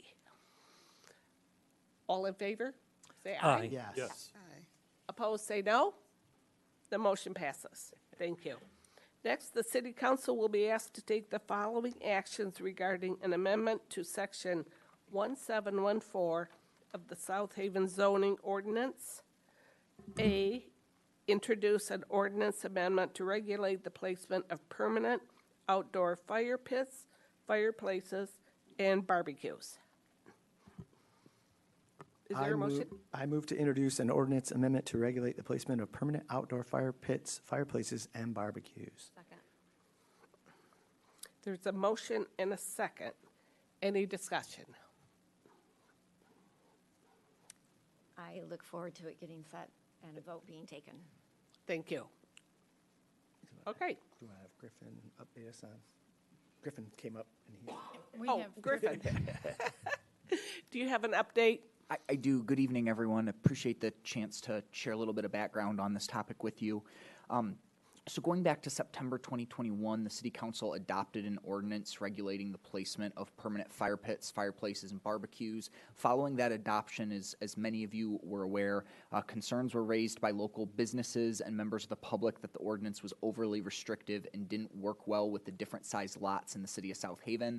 So in April 2022, the City Council requested that the topic be reviewed by the Planning Commission. Following significant review by the Planning Commission in a subcommittee of the Planning Commission, it was proposed that two options be sent back to the City Council for further direction. Ultimately, the City Council directed to send option A back to the Planning Commission. That proposed amendment would not change the definitions of permanent outdoor fire pit, fireplace, or barbecue, but would remove setbacks from structures and establish setbacks from property lines based on the unit type and fuel source. The proposed amendments would also clarify that established setbacks would be measured from the outside wall of the cooking or burning element of the firebox. So ultimately, on November 20th, the City Council voted unanimously that the Planning Commission proceed with that option, option A, and on January 4th, 2024, the Planning Commission hosted the required public hearing on that option and voted to send it back to the City Council. So as you all have already begun to do, the action being requested of you all this evening is to introduce the ordinance and schedule a public hearing for a future City Council meeting where the public hearing can be held and a vote can be considered. Thank you. With that in mind, I'd like to add an additional motion to set the public hearing to occur on February 5th, 2024, the regular City Council meeting. I second. Second. Okay, so are we passing these together or one at a time? Hold on, I believe that there wasn't a vote on the first motion. Right. It wasn't. We still need to vote on those two, yeah. Okay. But I just thought, Point of order, I don't think we can have, are they two separate? You didn't amend the motion, so we can only have one active motion. I think you're correct, yeah. I was Let's thinking go. That's okay. I was thinking I was speeding it along, but I think Mary's Let's right. go back I probably just muddied the to water. letter A, and we are voting on this. Roll call? Sleeper, Yes. Wilkins, Yes. Arnold, Yes. Hasley, Yes. Onuki, Yes. Reeser, Yes. Brown. Yes. Motion carries. Thank you. Okay, B. Okay, so you made the motion, Yep. And and it's been Mary? seconded. And I second it. Any discussion? Okay, this is a motion to set the public hearing to occur at the February 5th, 2024 regular city council meeting. And this is regarding the regulation of the placement of permanent outdoor fire pits, fireplaces, and barbecues. Okay, all in favor say yes. Yes. Opposed, say no. The motion passes. Thank you, Grace. Next, the city council will be asked to accept the 2024 short-term rental snapshot report. I move to accept the 2024 short-term rental snapshot report. I second. Any discussion? Staff. Thank you. What you all have before you is the 2024 short-term rental snapshot report. Clearly, instead of reading the report to you, I'm just going to spend a minute to walk through kind of the different components of the report. It is relatively similar to what you all have seen in the past, but I'll highlight a few differences. First, if you're looking at the cover memo or the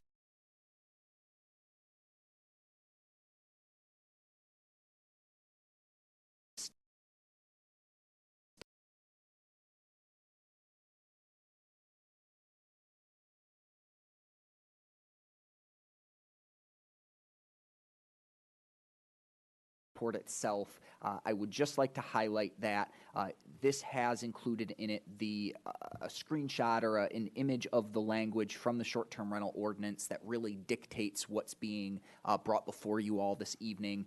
It outlines that on or before January 15th of each year that city staff will prepare an official report, including a number of different items. I also would like to highlight that something that we included as an attachment in addition to the 2024 short-term rental snapshot report is a presentation that was presented at a short-term rental workshop in April of 2023 that went into quite a bit of detail on how the numbers are determined that are put into these annual reports. So I apologize because I do think there was a little bit of confusion that the numbers in that presentation differed from the 2024 snapshot report. So I just want to highlight that the snapshot report are the official numbers.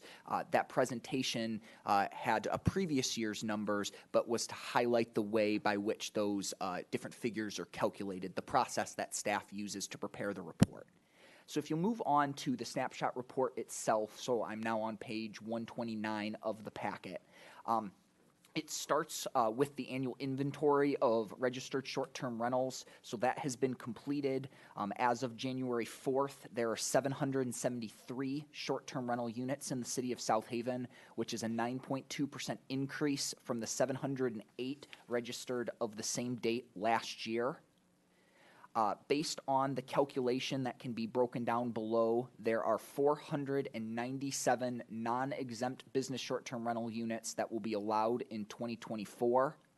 There were 470 non-exempt business short-term rental units as of January 4th, 2024, which means that there are 27 new non-exempt business short-term rental certificates available in 2024. I'll say that one more time, I'm sorry. There are 27 new non-exempt business short-term rental certificates available in 2024. Because there are 27 new short-term rental certificates available, but we have, as of the date of the data in this report, January 4th, there were more than 27 eligible applications on file in the building department. For the first time this year, barring any changes to the ordinance or action by City Council, we would be moving forward with the lottery allocation process that's outlined. I've included this year some more detail on that process. This is not something we've had to do in the past, so want to make sure you all on City Council, members of the public, understand what that means and what that looks like. So just to highlight that briefly, individuals interested in a short-term rental non-exempt business permit that do not already have one, so a new permit, they would have until the end of January to submit an application to the building department. And then by the end of February, actually this is a leap year, so per the ordinance, February 28th, a lottery would be held to draw the allocation of the 27 available non-exempt business short-term rentals. I would also like to highlight that applications not selected via the public lottery process will not be held for 2025. Instead, interested property owners would need to reapply during the next year's application cycle for consideration in 2025, assuming that there are additional permits available at that time. Moving on to the rest of the report, similar to previous years, we have some of the historical trend data that we've included in the past, both as a bar graph and as a table. We also move into kind of the breakdown of some statistical areas that the city has created for illustration purposes. As a reminder, these areas are not noted anywhere in any of the ordinances. It's more just been for understanding of this body and the Planning Commission to see how they are spread out throughout the city. We've included 3 of the maps we've used in the past, the first one being all short-term rentals and parcels with dwelling units, all registered short-term rentals, and registered short-term rentals, specifically those that are in the business non-exempt category. We then move on to some summary data, including maximum occupancy breakdown, inspection statistics, and code enforcement numbers. And lastly, we have a summary of revenue and expenditures of this program. Specifically, I'd like to highlight that this is by fiscal year. And I know that gets a little bit challenging when we have some conversations, but just as a reminder for City Council, clearly the snapshot report is done on a calendar year, but because of the city's accounting practices and audit practices in our fiscal year, which is a July through June, that's how our financial records have to go. So we both have the final audited, so actual numbers for fiscal year 22-23, which was completed last year. And then projections of how we're tracking for this year, both of which, as you can see from the report, we're tracking significantly in the green. With that, I'm going to stop there. We'll let you all kind of digest that a little bit and discuss, and I'm prepared to answer any questions you all may have. So this is a report for us to approve. Technically, by ordinance, the City Council does not have to approve it. The practice has been that it's been brought to the City Council. Clearly, short-term rentals are a topic that's of high interest to our community, but practice has been that this report has been accepted by the City Council. But if you look at the ordinance language, that is not a requirement. Thank you. Mr. Reeser. So, question. What we would be accepting is the validity of these numbers, but doesn't mean tonight we are accepting how we're going to go forward managing short-term rentals. Namely, on August 21st, if you recall, it was discussed that we would do away with a ratio, have a number. We talked about the possibility of attrition, bring the numbers down. We talked about a lot of things, and it seemed like we had a good open discussion with some possibilities. So will we have time in the next City Council or two to discuss this and possibly make changes to how we go forward? Maybe I'll jump into that one. Go ahead. So I've talked to a number of you about potentially having a work session February 5 before our regular meeting to kind of get everyone's temperature taking, if you will, on where we stand with the proposed changes that were looked at last December. We do have 2 new members now. Want to make sure that what is being discussed is in line with that, or if that's not in line with them, where do we need to go with that? So we were talking about possibly having a work session on 2/5 before our regular scheduled meeting to discuss short-term rentals and the proposed changes that were from last year, because that remains our number one priority. This snapshot report doesn't touch any of that. This still has the ratio because that's what's currently on the books. While we have had those discussions about short-term rentals, nothing has been put into a codified law, if you will, that has gone to the Planning Commission that you all have received a recommendation on for you all to make any changes. So there's been no amendments to the short-term rental ordinances. We've discussed a lot and have a good idea which way you all would want to go, but as I said, no changes have been made. So this report just tells you the number of business non-exempt permits that could be allocated, that will be allocated unless council wants to make some other decision, i.e. Some changes to the allocation process that would have immediate effect. Thank you. That's how I recall our conversation today. Okay. Thanks. Mrs. Hasley. Ms. Hasley or Councilwoman Oh, Hasley? thank you. Thank you. For the expenses, and I do appreciate, well, first, thank you so much for clarifying the slides, because of the presentation material from last year. I did find that a little confusing. For the expenses, in looking at what was included in the itemized list for the 22-23 year versus the 23-24 year, I didn't see software. Do we have an annual license fee for that, or is that incorporated in the administration expenses? Yes, I think it was included in the administration expenses category. We spend significant money annually on software with Granicus, formerly the host compliance system. But that also includes staff expense also, because we have the STR full-time and Which page, half-time. which document are you looking at? Maybe I can help you more. Looking at You looking at page page- 139? I'm looking at this July, well, I'm comparing the two expenses. So the 22-23 is on page 139, and the 23-24 is on page 140. And Yep, the software costs in the projections are included in the STR-related costs. oh, okay. And would that also include legal fees? So we had the economic impact assessment in last year's budget, but I know that there were 2 enforcement actions that were filed in circuit court and then closed because, the best I could tell, I believe, is they were renting without a permit. So the STR opinion you're referencing is included in the projected budget for 2023, 2024.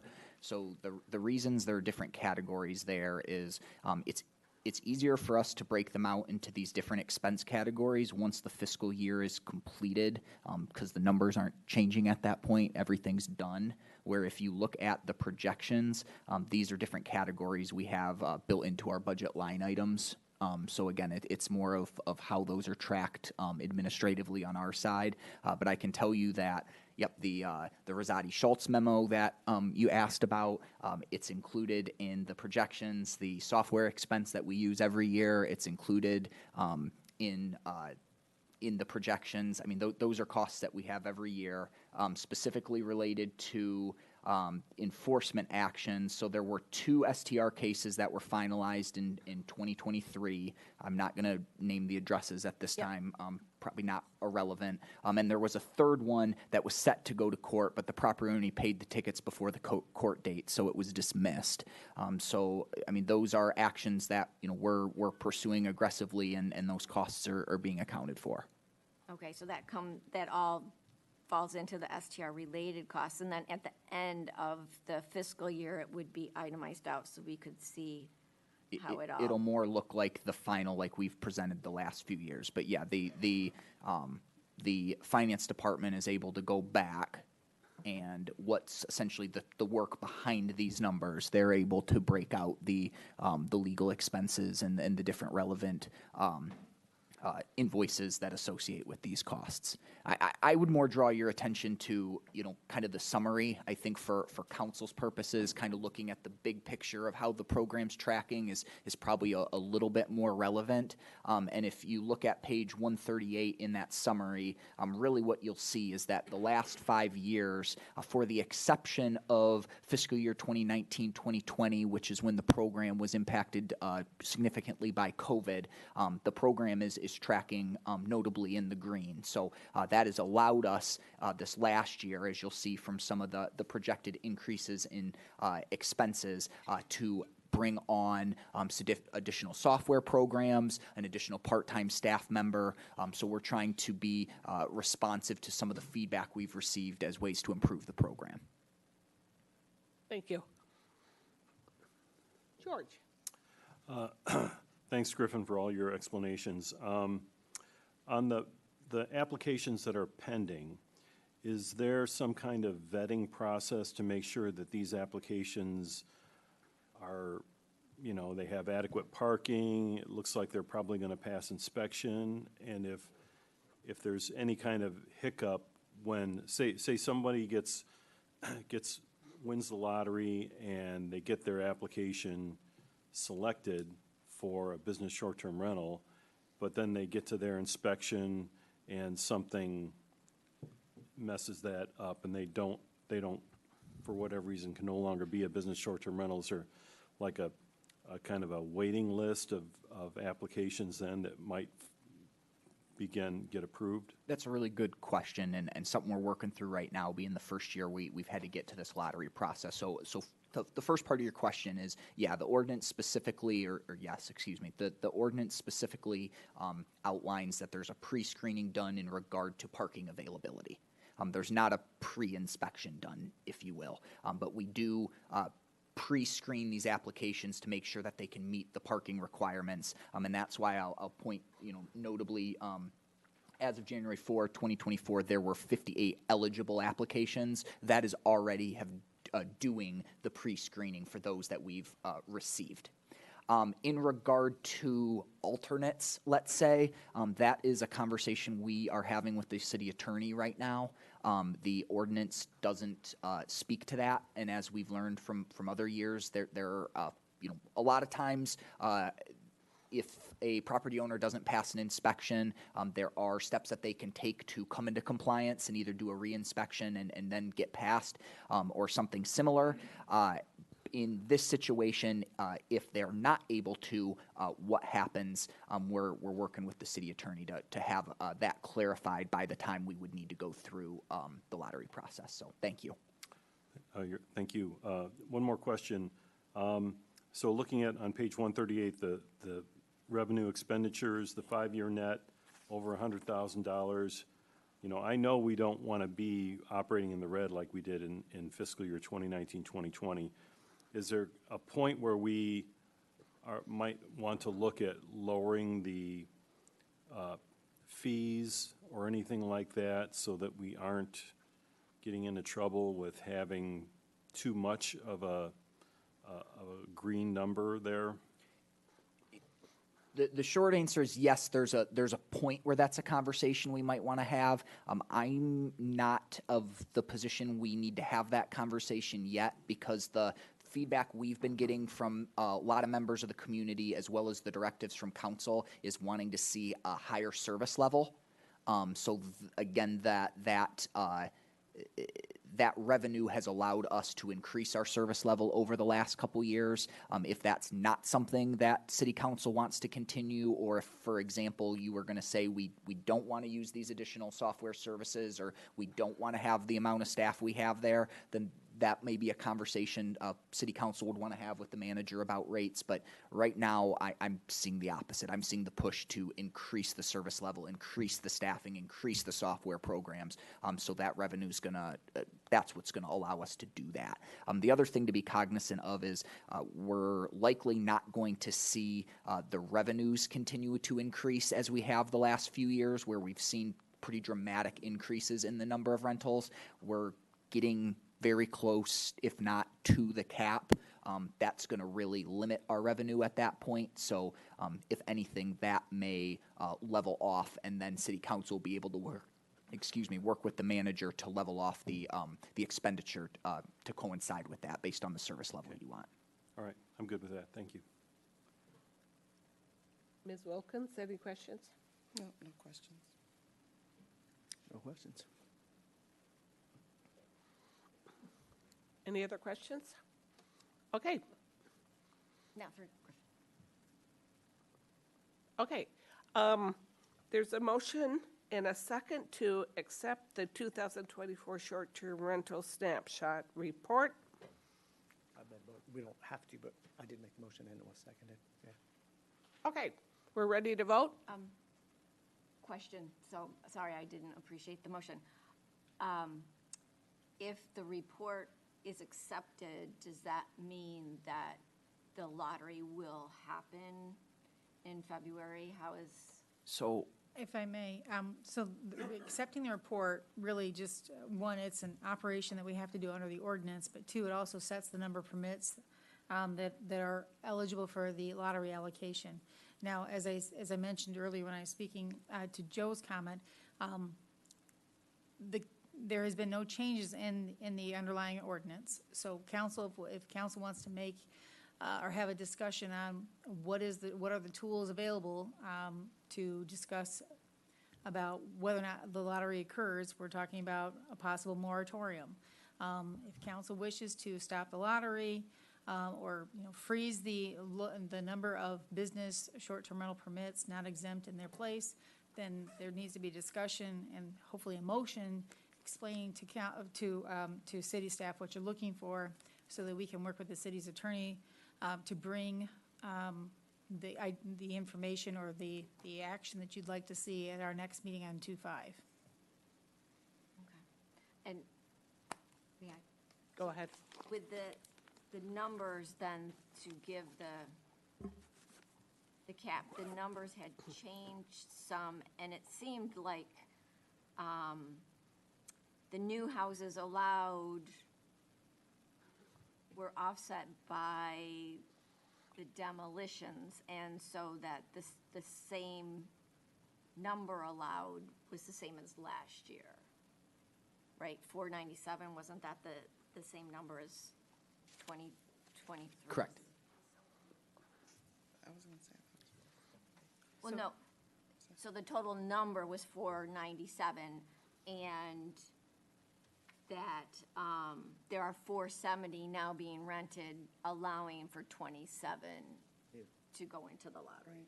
Correct. And as the city manager mentioned, I think what's of note for city council is the way the ordinance is written is staff prepares the report, staff puts this number out there, it's shared with the public. Unless city council takes some kind of formal action to the contrary, per the ordinance, we would have to move forward with allocating those permits per the lottery process by the end of February. So you would conceivably have until then to contemplate or take some action to change that if that's what a majority of you all desired. Thank you. Thank you. We're ready to vote. All in favor say aye. Yes. Yes. All opposed, no. The motion passes. Thank you, Griffin. And then I would like I move to direct staff to do a limited moratorium on granting the 27 available business short-term rentals for the non-exempt properties. And we will be discussing this at our workshop. Well, she can make the motion, can't she? That's my understanding, is I couldn't make a motion. So just to restate, the motion is to direct staff, I guess I missed a portion, but I have limited 27 available business SDR non-exempt permits. I think I missed a portion there. So. Yeah, to do a moratorium not to issue the 27 available business STR permits for the non-exempt properties to bring that for discussion at the February 5th city council meeting and for a vote. So discuss that February. Is there a second? Can I make a comment? Not until we have a second. Okay. The motion fails. We will be discussing this at the February 5th meeting. Workshop. Thank you. But for clarification, so then no business STR permits will issue before the February 5th? The lottery will not? No, we have some work to do on that, so we were not anticipating that that would be available. Moreover, the ordinance requires us to notice the lottery, so that would entail for us to make sure that there's a notification placed in the paper as well as a notification period. Thank you. Item 13, the city council will be asked to receive an update from Public Works Director Dana Bird. Thanks for having me here tonight. It's my honor to be here, giving my first update before you all. I have a few just kind of updates on daily items at the Public Works. In your packet, you got a report similar to the previous director provided on some larger projects. But first, I want to acknowledge a staff member of mine, Quentin Clark, who's acted as the interim director for the past several months. He's done a lot of heavy lifting for the department and continues to do so as we have an absence of our city engineer position. So, but with that, daily undertakings at the Public Works, winter's here, as we all know, so our crews are out plowing. Appreciate everyone's patience as we try and get everywhere we can all at once. We've also been chasing a few roof leaks. We had one at City Hall here and one over at the Shays Building with the heavy wet snow that we had on Friday. And also, the ice rink has been up and running, but with inclement weather and the winds, we've had some closures of that. And so I understand that's a new undertaking for us at Public Works to be partnering with DDA on that, and appreciate Aaron Preeb's efforts there. So in the report, we have several ongoing capital improvement projects, and we're going through budgeting and capital improvement planning season right now. So we're working with staff on that, several large utility system projects as well as street projects ongoing. And again, I just want to thank everyone in the community for the warm welcome that I've received here. I've been on the job for about 3 weeks now. And it's been great to get to know the staff and all the hardworking people at City Hall and at Public Works. So with that, I'm happy to entertain any questions you might have. Mr. Arnold. Welcome again. Yeah. Speaking of plowing, that's a question I get a lot from my ward. Some people always feel like, well, they never get to us, or you know, we play favorites. And I know because I'm lucky enough to get snow days as a teacher, and I see the plows sometimes first thing and then other times in the afternoon. Could you maybe explain the process? Is there a route? Is there different times? Yeah, sure. No, I've learned a lot about this this season here with the new snowfall we've had, and we do have a process where we prioritize, you know, the major trunk lines in the community, the business loops, getting to the heavily traveled commercial routes, getting downtown cleared, city major streets, and so we do prioritize those areas, and then we get into the residential lots and the dead end streets there. So as much as we try to be everywhere we can at once, we do have a route that we follow. We will get to folks. We do hear from folks, and we appreciate hearing from them. We try and respond as best we can. So. I love the idea that Quentin used to run the leaf sucker on the same routes that the snow plows would go, just so the drivers had training of what the routes would be. I thought that was just genius. Sure, I'll let them know. Thank you. Any other comments or questions? Just welcome. Yes, we are so happy to have you. Well, Yes. thank you very much. Yeah, I'm Thank glad to you. be here. Next, public comment. Citizens in the audience will be heard on items not on the agenda.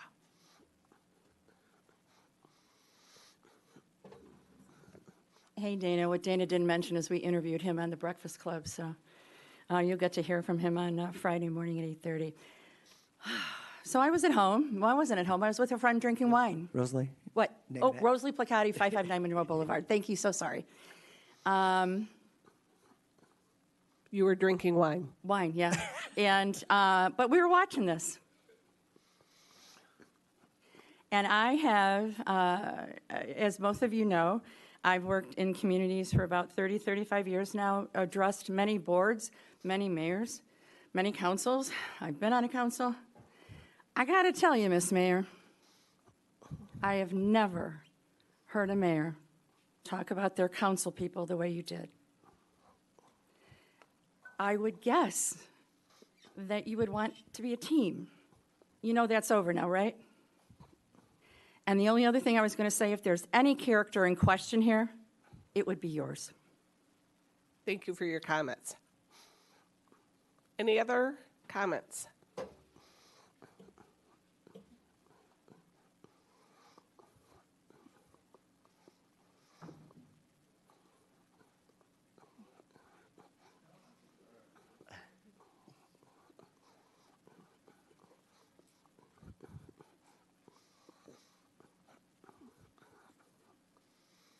Hi, George. How are you?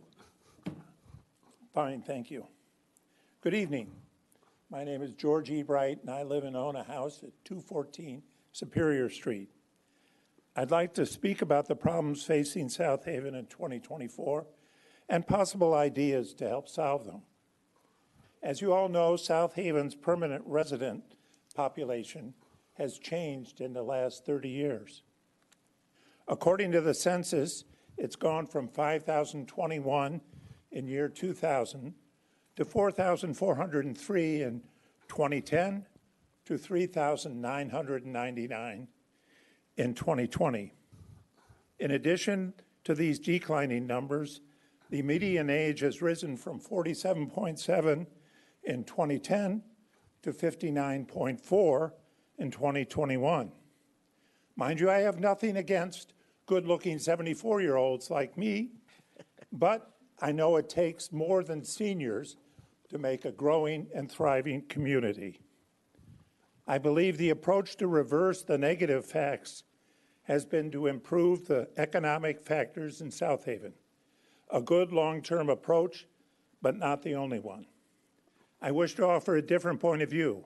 This view centers on an effort to increase the number of young adults and young families making South Haven a permanent home. Part of our challenge is affordable homes to buy and year-round units to rent. Personally, I know what happens from when my 30-year-old son told me his future needed to be in a place away from South Haven. He had earned an engineering degree at Western Michigan University and had worked for 5 years at Whirlpool Corporation before deciding to leave South Haven and move to Winston-Salem, North Carolina. There he could rent a 3-bedroom house for a lower price than a 1-bedroom apartment in South Haven. To change the trend of these facts, the challenge for you, the leaders of South Haven, will be to think outside the box. Here are 2 ideas from outside that box. Take them or not. First, offer cash incentives or tax reductions similar to tax incentives for companies to young adults to help them reduce the debts of student loans. This offer will help young people raise their credit scores, which in turn can lower the cost of a mortgage. Second, offer grants or tax reductions to help young families pay for the down payment of a mortgage to buy a home. Include with these financial incentives a stipulation that recipients reside for a minimum number of years in South Haven. This could raise the number of permanent residents in a better way than the number of absentee landlords taking the profits from short-term rentals back to their homes in Chicago, Indianapolis, or Detroit. Absentee landlords may not get loans from local banks, may not buy autos from local car dealers, or send their children to our schools. They may not attend our service organizations or our churches. They probably do not exchange holiday gifts or even a hello and I hope you're doing well. Absentee landlords, above all, are absent. And despite promises of retiring here, that does not help South Haven in 2024. And it doesn't guarantee the houses will not be sold for huge profits before any retirement. Now, before people start fretting about how these ideas will raise their taxes, let's look at what could raise taxes. Today, South Haven has excellent school buildings, facilities, teachers, and students. But unless we attract young families whose children will give them a vested interest in the schools, we will have fewer children in those schools. The buildings and facilities will then cost more money per capita to maintain. These added costs will mean higher taxes. So please think of solutions outside the box of other ideas, and thank you for allowing me to speak. Thank you.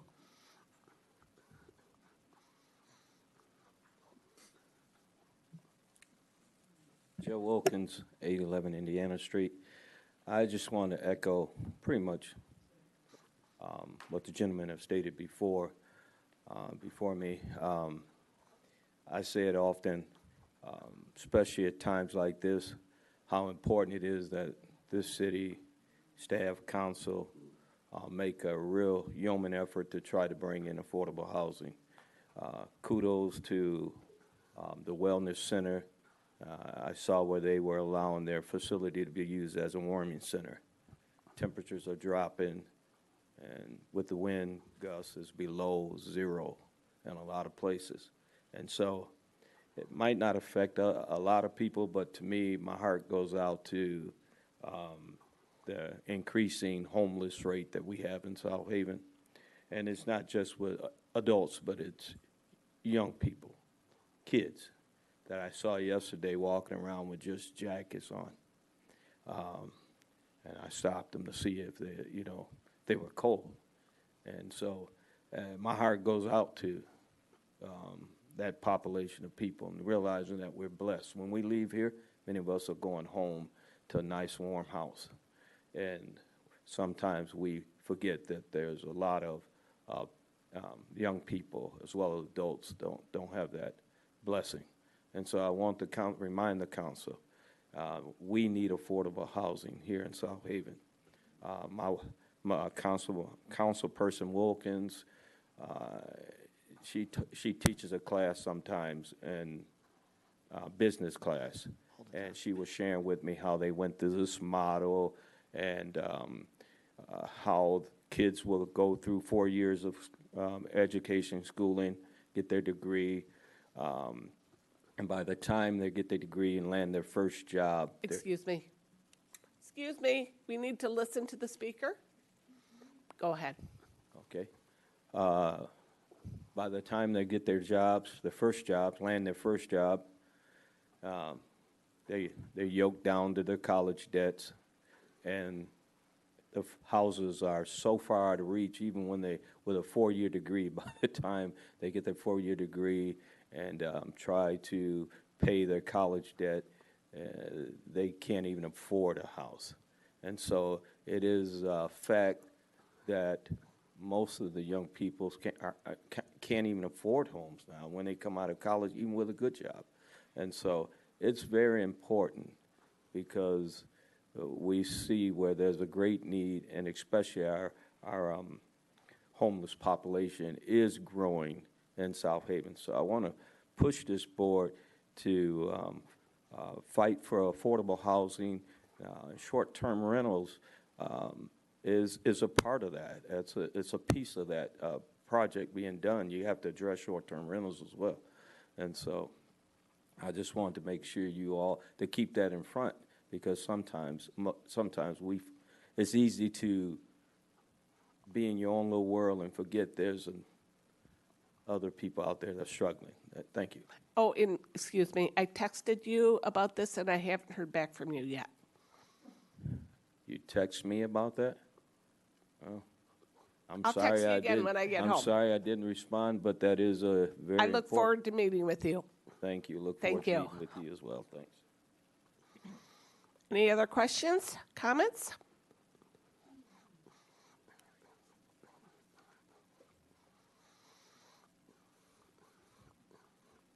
Elaine Herbert, 404 North Shore Drive. I, like Rosalie, was enjoying a quiet night at home, enjoying making bread, like the old North Shore Drive person that I am, listening to the accolades for my friend and North Shore Drive person, Mary Hosley, my ward council person that I'm so proud of, listening to people sing the praises of her bringing our ward together. And nobody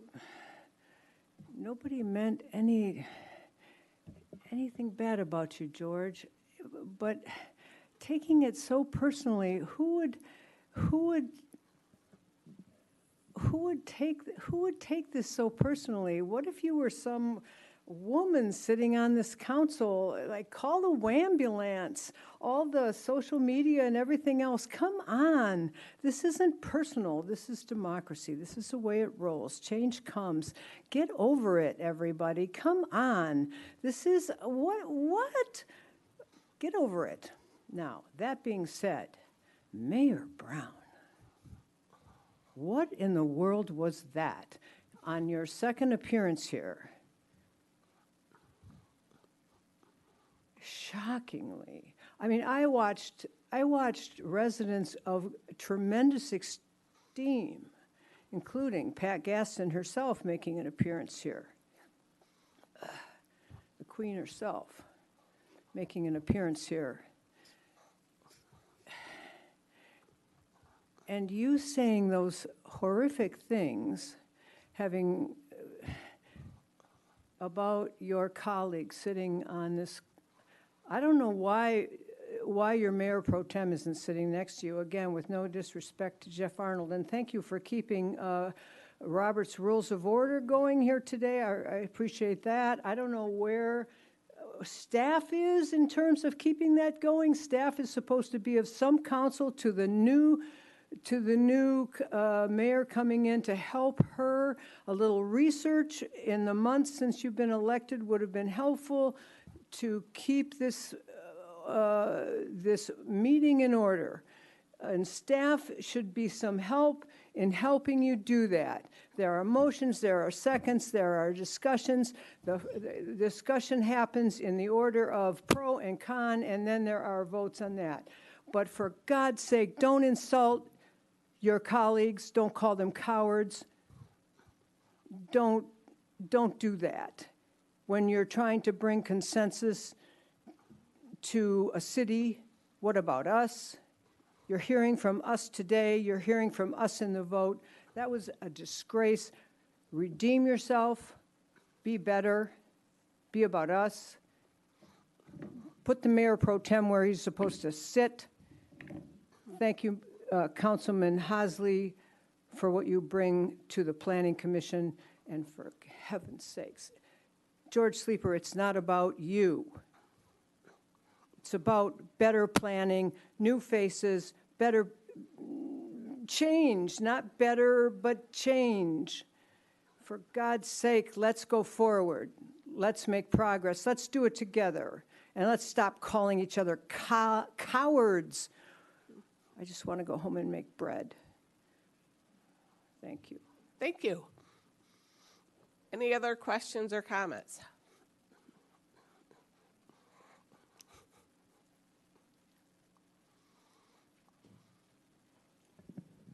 Lisa Croupiers, 561 Indiana. Since the agenda packet and the agenda I had that I downloaded from the end of the week last week did not have the STR snapshot report on it. So I did not realize that was going to be discussed at this meeting. But every time STRs come up, as has happened tonight, affordable housing comes up. And I said I was going to do this, and way back when you were beginning to run for mayor, you said your first platform that you were running on was affordable housing, and you were going to revisit Overton. And I am here to say that I am holding you to that. Absolutely. When the Overton, Letitia Wilkins and myself, Councilperson Wilkins, and Councilperson Reeser, the Ward 1 people, we were all pulling for that Overton project until Councilperson Hosley brought up a couple things that were very, very telling and important, and I'm glad that it happened that way. But we still do not have affordable housing here, and we still need it very badly. And so I don't know what your plan is going forward. I know your initiatives changed during the period you were running for mayor, and but I'll tell you what, every time this short-term rental issue comes up, it's slash affordable housing, because it cuts into the affordable. I don't know how I don't think that's able to be turned around, but we still sorely need affordable housing. And it's like, I feel like we're back when we were discussing this, and Bishop Wilkins would get up here and speak so eloquently, and I was fortunate, he would calm me down, and I was able to get up and speak after him calmly, and I just had to dovetail on his message. This is a big issue here, and we just kind of go on like, as long as we have a place to live and everything, it does not impact us. But there are many impacted by this. So I'm going to keep saying it. Affordable housing, where is it? And what are we going to do? Thank you. Thank you. Any other comments? We are moving on to the city manager's comments. Thank you, Mayor. Just very briefly, I very much want to thank Public Works, Southaven Police Department, and Shays. As we all know, there have been we're under a weather event for the last couple days, and without the expedient work of Public Works and Police Department and Shays, we'd all be sitting a little bit differently. I'm not sure if you all know all the different things that have been going on, but not just clearing of the roads, but we've had, obviously some lines down with the wind, and our crews are out there right away getting things put back up. Police Department, we've had a few crashes. They're out there as well as with Shays. So big shout out, big kudos, a big thank you to all those different folks that make everything work so seamlessly. In addition to that, as you know, we are running the ice rink this year. I've heard some concern as to why it wasn't open this weekend. Well, when we have inclement weather, we're not going to have it open. Typically, my rule is if it's 10 degrees or lower, so we're dealing with negative wind chills or 0 wind chill, we're not going to have that open. As much as kids like to be out and play, they may not always understand when their skin is exposed, they're going to get hurt. So we kind of make a defining a line in the sand, or snow, if you will, when that rink should be open. Lastly, I did want to thank Dana for his first meeting, giving his update. Also, thank you to Julie Piak for her parliamentary training earlier today. And those are my comments. Thank you. Thank you. Mr. Arnold. Kate, I saw Monday, thank you. they mentioned a delay. Yes, that was one thing I wrote down here, is that due to the weather, we did get some confirmation on Monday that Best Way was not able to come and pick up, so we have moved, they've asked to move their pickup schedule one day. So if you're supposed to be picked up on Monday, your pickup day will be Tuesday. If your pickup day is Tuesday, your pickup day will now be Wednesday, and Wednesday to be Thursday. They just weren't able to get out here, so there should be no letters in the mail from code enforcement. We understand that this is an unusual week, so if there are letters, please let me know. We'll get that cleaned up right away. Thank you. Okay, Mayor and Councilperson's comments. We'll start with you. First, I want to say thank you to everyone that came out tonight with your different comments and your different concerns. And I also want to say again to George, thank you to a job well done working on planning. I also want to say welcome to our new Public Works Director, Dana Bird. Welcome to South Haven. And it was something, before I came to City Council tonight, I was watching a movie. Of course, we didn't have school. And it was a Martin Luther King quote, and I also heard someone say it tonight. And it said, "The time is always right to do the right thing." And it just stuck with me, and I was glad to hear someone else say that tonight. And tonight brought a lot of different thoughts, but one thing that stuck with me is something our previous First Lady said some time ago when she said, when they go low, you go high. And I know who I am. I'm a mother. I'm a pastor's wife. I'm a sister. I'm a friend. I'm a teacher. I'm a councilwoman. Never have I been called a coward. I am not a coward. I'm a woman of integrity, and I stand for what is right. And I always, always try to speak up for what Ward 1 wants and what they say. I value the community of which I've lived in for over 54 years. So with that being said, I just want to say thank you to Ward 1 for entrusting me again to be your councilwoman. Those are my comments. Thank you. George? I also want to thank everyone that came today. I appreciate everyone's input. I want to talk a little bit about housing. I know a couple people mentioned affordable housing. I can tell you that's going to be one of the things I'm going to push for in priorities when we start to talk about priorities.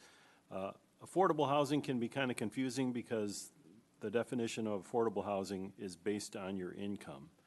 And so I always like to talk about the percentage of area median income, which is how a lot of housing is defined. You've got subsidized housing, which is in the lower end of the area median income. You've got workforce housing, which is kind of in the middle of that range, and then you have other types of housing. So I really do think that housing development is a key to economic development. So I'm going to push for that when we start going on priorities. That's it. Thank you. Mr. Reeser? I have nothing but respect for Letitia and the comments she made tonight. And dovetailing on that, I'm going to take the same position. I'm going to go high and I'm not going to go low. I said my piece earlier. It's just so discouraging because I wanted to see, and my dream was to have this council come together. So I'm going to change the subject. Affordable housing. If you haven't seen it, I was out of town on business last week, but in the Sunday paper in Kalamazoo, there is a great article about affordable housing, and it's from the Michigan State Housing Development Authority. And it says the state is 190,000 homes short of what they need. And it says, quote, "The lack of supply is pushing up our cost and making housing increasing unaffordable." They did, and I'm not going to read all this, but they did, George, talk about what they call almost unaffordable homes, and it's when you spend more than 30%, I think you probably know this, 30% of your income on housing. The other thing they talked about, which I have never heard of before, even though the number of people in this state is decreasing, even though our supply is even decreasing on homes, the big issue that they talked about is the fact that families are getting smaller, and therefore we actually need more homes. And then they talked about vacation homes. There's 8 states in the country that do more vacation homes, second homes, than all the other states combined. It's right here, and Michigan's one of them. And that pulls from the ability to have a supply of homes, which drives the prices up. If we keep taking homes out of the supply here and not build enough, our prices are going to go up because we're chasing a limited supply. Anyhow, I'm looking forward to getting into housing. I know it's important, Annie. I think it's important to George and several of us. I'm looking forward to it and tackling short-term rentals because you cannot separate the two. They're tied together. Thank you. Thank you. Ms. Hasley? I echo the comments of Councilwoman Wilkins and Councilman Reeser, and thanking everyone for coming out today and also submitting comments by mail, email. I just wanted, and also thank Julie Piak for the great training that we had earlier today. And also, I just wanted to bring to people's attention some things that I had read. So there is a community blood draw on this Thursday from 1 p.m. to 5:30 p.m. at 1635 76th Street in the downstairs foyer. And I also want to thank everyone, the public service, who have helped dig us out and continue to dig us out. Every time you think the snow is going to stop, it restarts again. And in giving thanks, as I was looking back at the video from January 2nd, we gave a lot of thanks to our municipality-related groups for all the New Year's Eve. But I would like to just give an extra shout out to our Visitors Bureau. They're the ones who applied in August 7th, and we were commenting tonight, it's great when people apply early. They applied on August 7th for the New Year's Eve Fest, and they worked very hard to coordinate all the efforts. And so a big shout out, Lori Krieger's the one who filed it. I know I'm sure Jen had a big effort in that, and everyone with the Visitors Bureau, so thank you for that. For affordable housing, yes, that there are several things that can happen to help decrease price. Some of it is having duplexes, quadruplexes, and where that starts is with the zoning ordinance. So I look forward to looking for ways to make options available as we hear that the families are getting smaller, so we don't need these large 7-bedroom, 6-bath homes.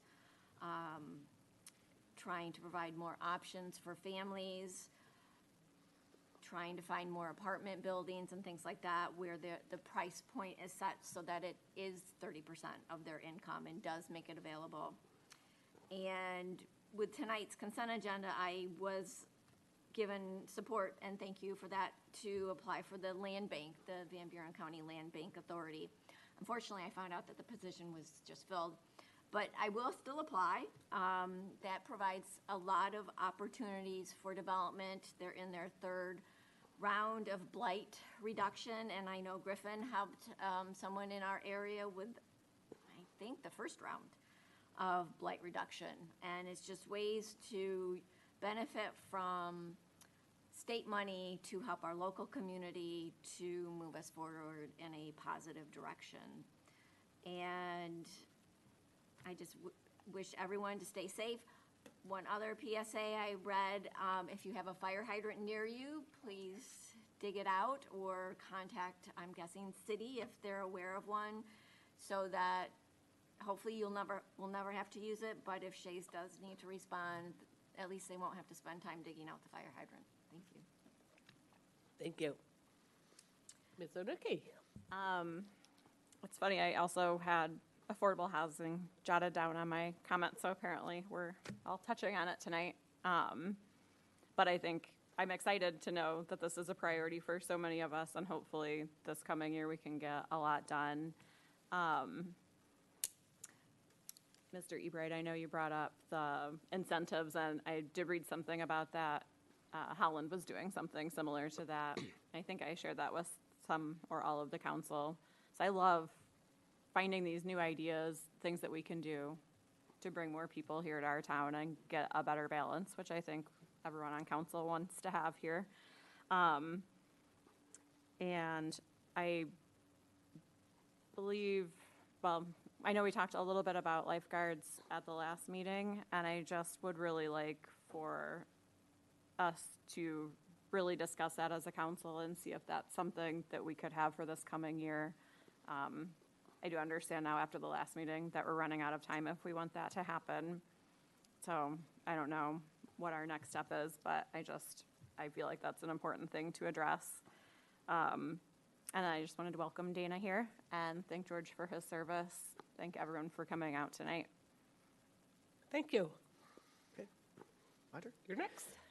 Ms. Hasley, the blood drive, you gave the address, what was that? What is that? Is that a church? That might help some people? Yeah, so it didn't have, Okay, could you give the address one more time then?